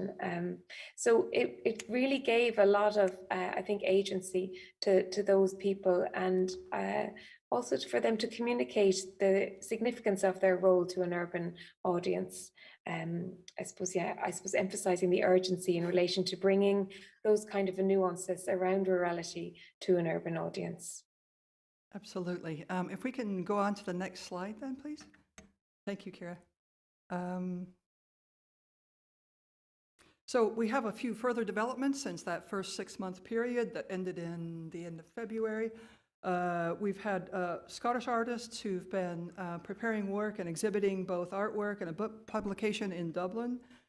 Ewan Allenson, who's here in the audience, did a consultation at Rathcrowan. Adrian Siegel did an installation in Dundee Botanics.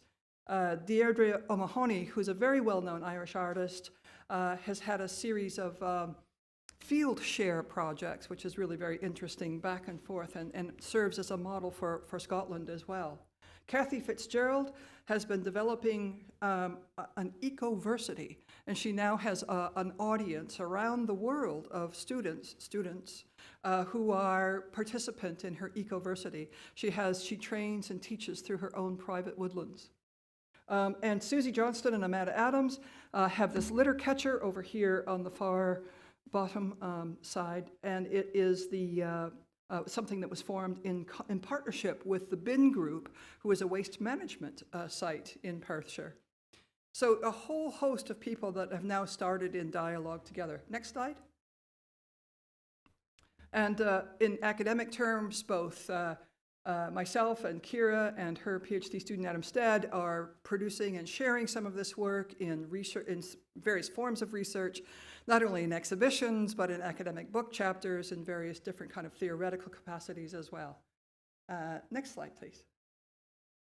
And future prospects include things like a possible publication involving Scottish writers who are writing about our Irish artists and vice versa, because it takes time. You know, this all couldn't be produced in the space of 6 months. What we needed to do is we needed to find the kinds of ways to speak together, to base it on real facts and real stories, real people and places, and to start these kinds of dialogues together. So exhibitions and publications and further writing. We've been interested in some of the differences between Scottish water and Irish water, and so we anticipate further grants in that kind of capacity. We've been looking at wetlands as well, for example, the wetlands in the flow country as well as Irish bogs, and we have some ideas of things we'd like to pursue there. And finally, we have some additional grant applications that we would like to put forward to enable a larger group of the people that we have brought together to work in consortia and collaborations together. So I think we need to move right now to our final website, which is, I wanted to save a little minute at the end to show you. Kira, would you like to start talking about the website? Can you see it, actually? Can you see it from where you are? Yeah, I can. Thanks so much, Mary. So the website really became a platform to raise awareness of the research that we've been working on, and also identify all stakeholders who were involved and the associated events that we developed as part of this research. I'm sorry, now I've lost it here. When you're on, we can't see the website. So I think if you keep talking, we'll look at the website. Okay. And maybe we could go to the two practica, that one. Yeah, first, we'll just glance at the page, really. So Scotland First, which was October last year, and then, is it not loading? Yeah, just Scotland First, that one. Yes, thank you. it discusses some of the questions that we were asking, some of the kinds of ways that we came together, the audience brought into a kind of large-scale discussion. Then the Irish practicum. And this, yeah, there you go. Okay. Yeah, so like Mary said, it sort of outlined the key kind of events of the day, the key questions we were looking. And also I meant to add that Lismore Castle, which is in a rural environment in County Waterford, but it has a very significant international reputation. They are, very interested in working with us. In 2025, it'll be their 25th year anniversary of existing as a gallery, and it's something that they're very keen to continue the relationships we set up with them. So the fact that they hosted this event means we've kind of developed a new relationship with. Yes. I think we dropped out here. If we could just look at that last resources page. We're going to end here and looking at this because we've used up our time. But in the resources, we started already with research networks that we're a part of, that I co-convene. These are some of the kinds of videos that documented some of the related aspects. We have publications that have been produced. And as we scroll down, you'll start to have a sense about the scale of some of the contributors that we brought into this. So the farmers, Woodland Trust, and the whole series of organizations and events. So it was really a remarkable kind of opportunity to put information and people together. Thanks very much. Thank you, Kira. Thank you. Thank you so much. Thank you.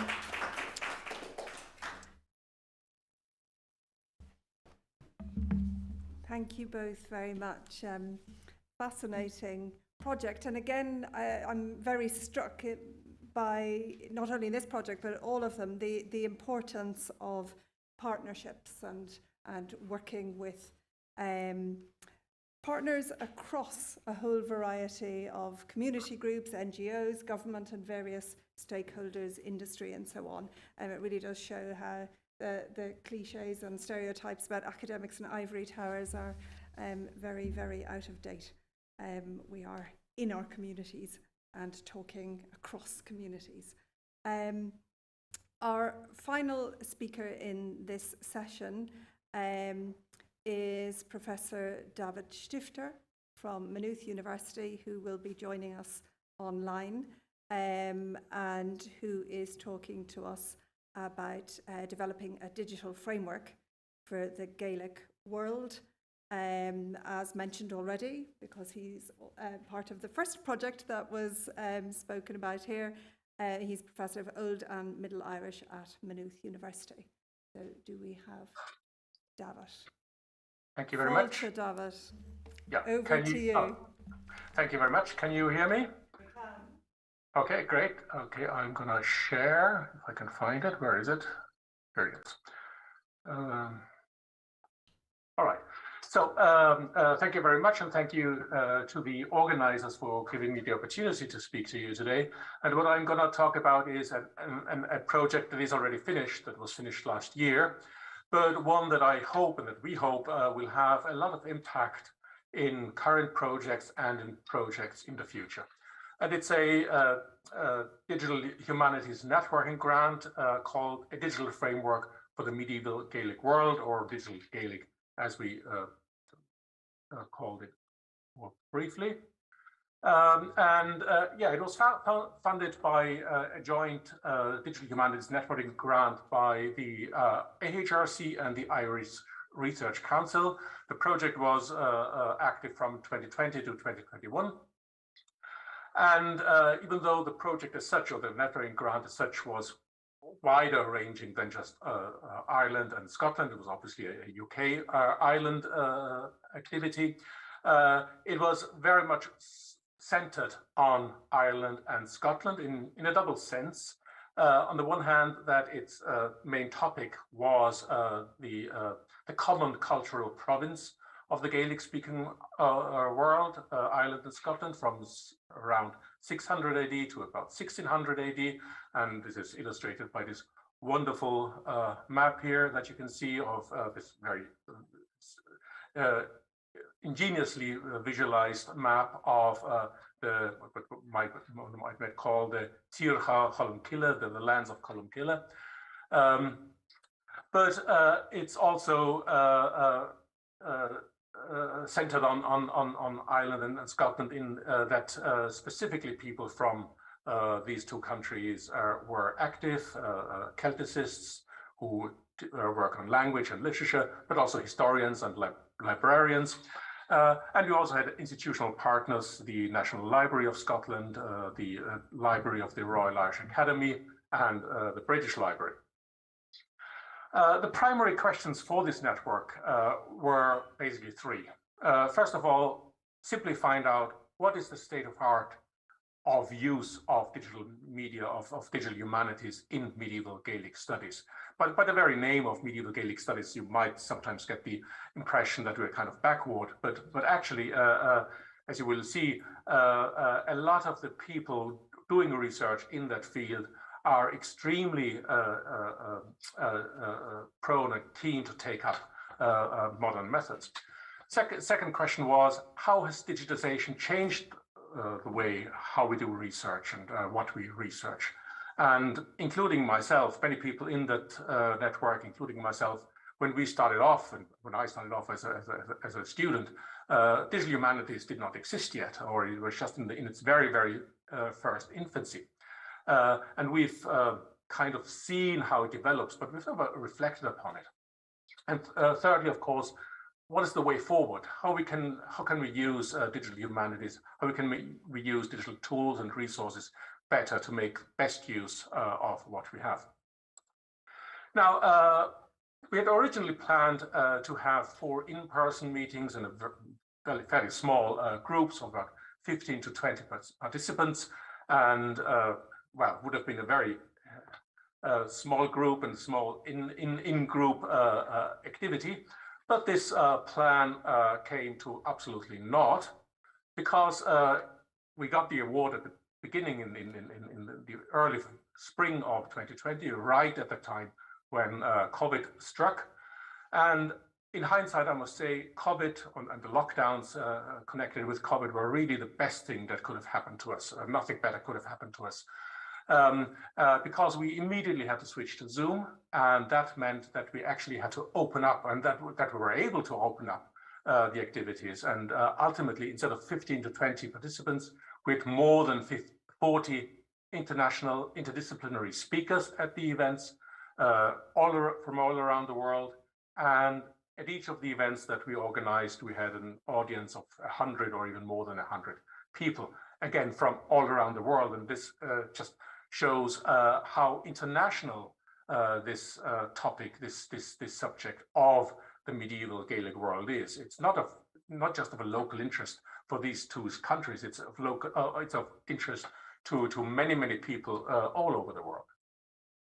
So we held 4 workshops in virtual places, plus a final early career training event in Cambridge, again virtually. The key themes, of course, were, on the one hand, what is the importance of digital humanities for the field? But a lot of the discussions was centered on standards that need to be adopted. And key questions, key problems that came up again and again and again were certainly the question of interoperability of all the various resources that we have developed, that we are going to develop, and even more so, much more importantly, even the question of sustainability came up as a very burning question. And I don't know if anybody from the IRC or the AHRC is actually here at this event or is listening in on this event. At the end, we came up with a report where we certainly made a lot of recommendations, specifically regarding sustainability, and recommendations that are not only important for us as project investigators or directors, but which are also important for funding agencies, because funding agencies haven't actually looked into the question of sustainability as something that needs to be funded in the past.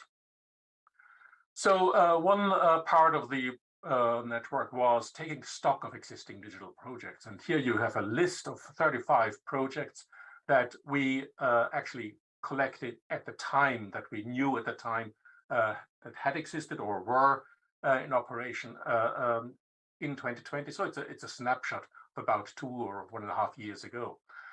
In the meantime, of course, this list has grown massively, and I'm very happy to say that even as late as yesterday, the IRC announced its new round of starting and consolidator laureate awards, and 4 more awards which fall into the subject of medieval Gaelic studies in the widest sense have been awarded only yesterday, taking together about 2 million euros. So you can see that a lot of money is actually flowing into these projects, and they're constantly growing.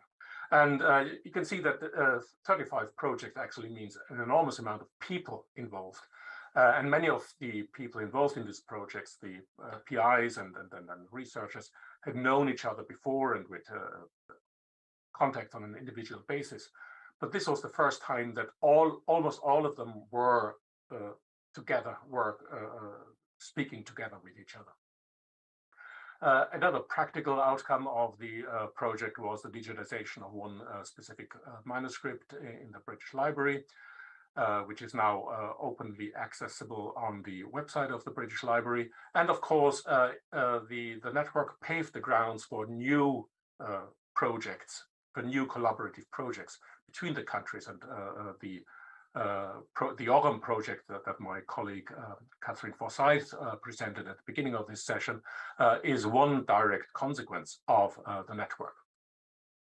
The very final and maybe most important outcome of the network is a working paper where we put together all of the inputs that we gathered through the 4 or 5 events that we made, and which gives recommendations and standards for the digital humanities projects.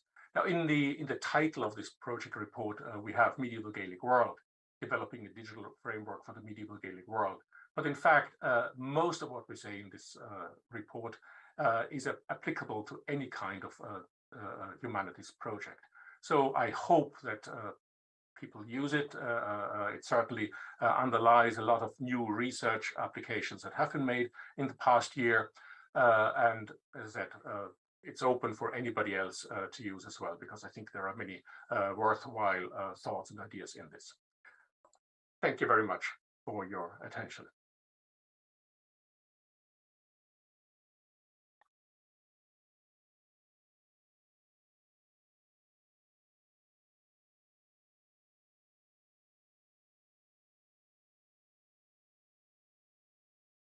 And I invite you to stay with us online.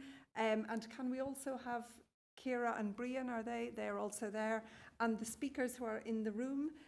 So Catherine, William and Mary, if you would join us at the top of the room. We do have time for some questions. So can I invite those people in the room to ask some questions? Geraldine. I have a very practical question for Brian and William. What are you using that's getting you 95% accuracy and handwriting recognition software? Is that Transcribus? Yeah, Transcribus, yeah. And it's getting you that? Is that on? Hello? Yeah, it's Transcribus, that's right.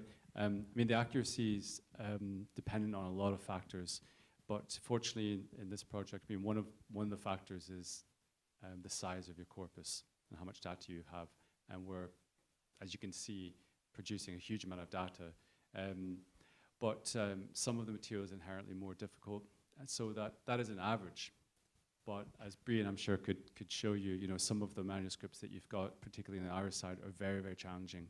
And we get lower scores. And the same thing on the Scottish side. We have one, to give you an example, one person who worked for the School of Scottish Studies archives in the 1950s, the son of a very famous storyteller, found out that he was getting paid by the page as he transcribed things. So he started making the spaces between his words and between the letters, and the lines themselves bigger and bigger as time went on. So when Transcribus sees this, it says, I don't even know what that is. So eventually, you know, over time, it's getting better at those kinds of things. But across the board, yeah, it's about 96, 97%, yeah. Yeah, I'm going to ask you over coffee where you found your research assistants that were actually, because you have to feed in, what, about 50,000 words to get that much? I'm trying to remember, how many we transcribed in the beginning. It was something around, I mean, Bree might remember, but I think in Scotland we did about 70 to 100 pages to get our first model. Now that didn't actually save us any time. When we ran that as a recognition model, it took the same amount of time to correct the mistakes as it would have been to transcribe it from the beginning, ab initio. But the model after that, the subsequent one, was much better. And then the third model trebled our productivity. Now we're kind of way beyond that now. So it's an iterative process. But yeah, you start with about, I don't know, 70 pages or something like that. Yeah. Thank you very much. Brian, do you want to come in there? Yeah, I can add a little bit to that. I don't have the exact figures either in front of me, unfortunately, but the bare minimum is 50 pages per model, as far as I know, and we in most cases started off with about 100 pages, and then went from there. As Will said, we trained models, and then we corrected some output, and then retrained the models. So I don't actually have the exact figures in front of me for the total of transcribed and corrected, but I mentioned in my presentation that we did 11 models, and the reason for that was we have this collection in UCD that is in I think Will mentioned in lots of cases it's transcriptions of recordings that are now lost. The transcriptions were done by professional folklore collectors. And some of the collectors were more important than others in that they wrote down a lot more of the material. So we focused in on those particular collectors, and the way we've done that is we've created a separate HTR model for each of these. It was actually 12 collectors. We went for, I think it was 12 collectors to cover the most amount of folktale material within the collection and cover all of the dialects and regions. And in the end, we ended up with 11 models, because one of them I can't remember which one it was. Possibly Nicholas Bannock, but one of them just didn't work, and it was related to what Will was saying there. It was related to the layout of the handwriting on the page, as opposed to the handwriting itself. It was to do with corrections and annotations and spacing and things like that. But for the other 11, we got high levels of accuracy because we created separate models for each one. So we weren't trying to achieve a kind of a general model for all Gaelic type. We were focusing in on 11 particular hands. So that allowed us to gain higher accuracy. And then just as regards the we did have skilled transcribers working on it for a good amount of time. So that was a big part of the investment, And then another thing I skipped over in the presentation that I could mention now is that we also have the opportunity of crowdsourcing corrections and seeing if that improves the output of the HTR.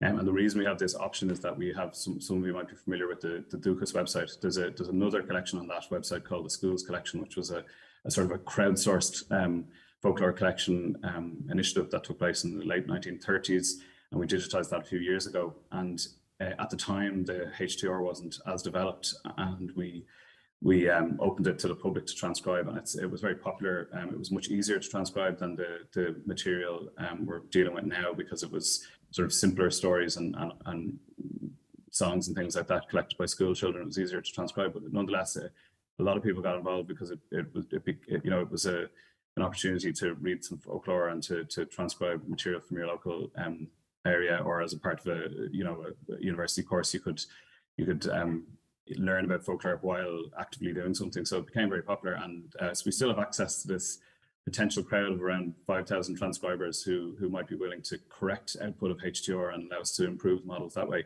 And that's an experiment we haven't actually, we've sort of set up, but we haven't actually run yet. It remains to be seen whether people will be interested in actually, correcting as opposed to transcribing, because Andrea was pointing out to me, who has read a lot of the material, he said when you're transcribing, you get into a kind of a flow, and you can absorb the story in its entirety, whereas if you're correcting, you don't have that enjoyment, basically. Yeah, I think we can all identify with that. Thank you very much indeed. Do we have any other questions? Yes?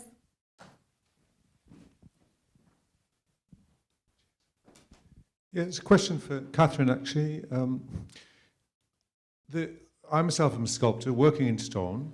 One of the things about Pictish sculpture, which obviously has a lot of on it, is what's always struck me is just how sophisticated it is.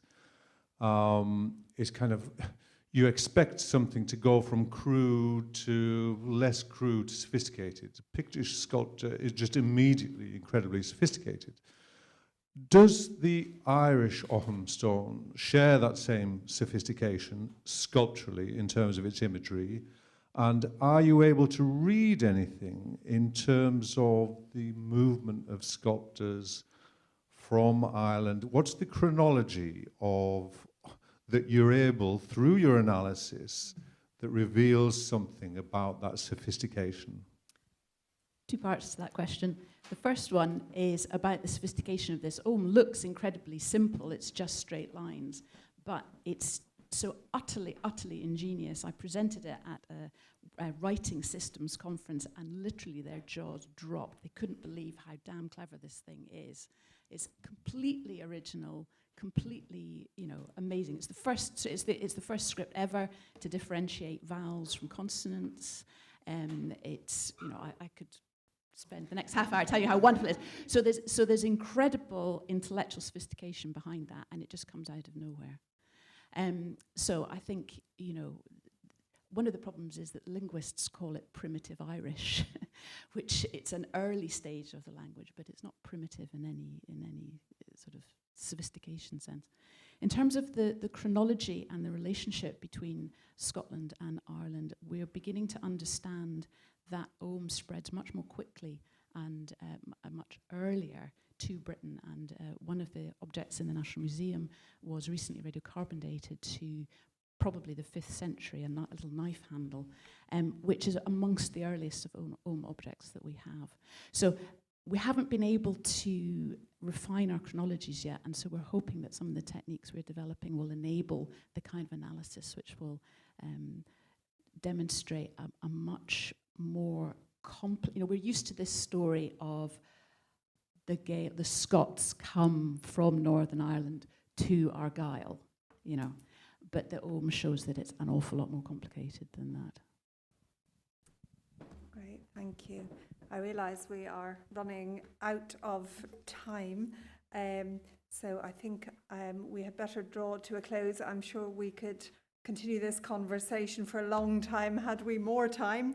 Certainly I'm interested in the whole idea of what new research questions emerge when you're using digital technology, that it's not simply about using it as a tool. I'm conscious I said it was a tool initially, but actually it's so much more than that. It invites new questions. And I think what came across from all of the papers is the importance of other partners, that we always need to be speaking to other people to deliver the important cutting edge, yet often still importantly traditional work that we're doing, looking back to inform the future. And on that note, thank you all once again to our speakers online and in person, and I'll hand over to Murray for some concluding remarks.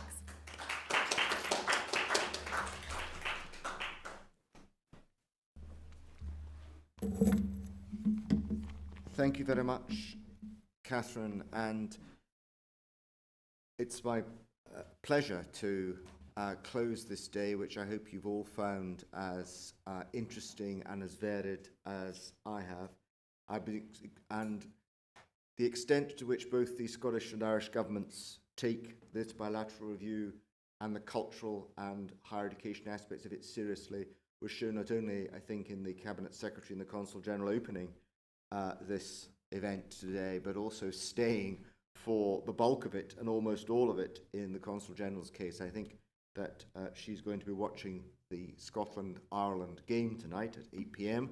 So if you, which is suitably but honestly coincidentally timed.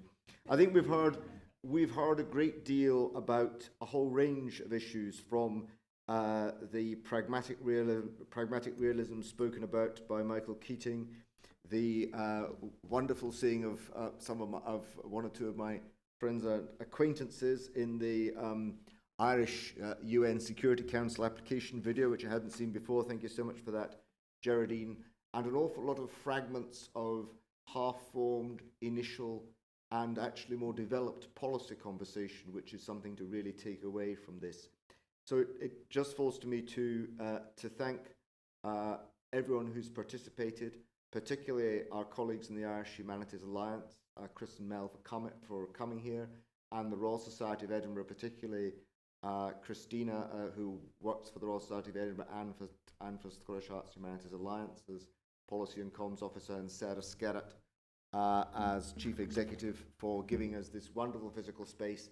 And I have to say also this marvellous catering, and to the IT in-house team who've supported that. And to say thank you very much for spending this afternoon with us inside a darkened room before us because of slides and hybrid participation.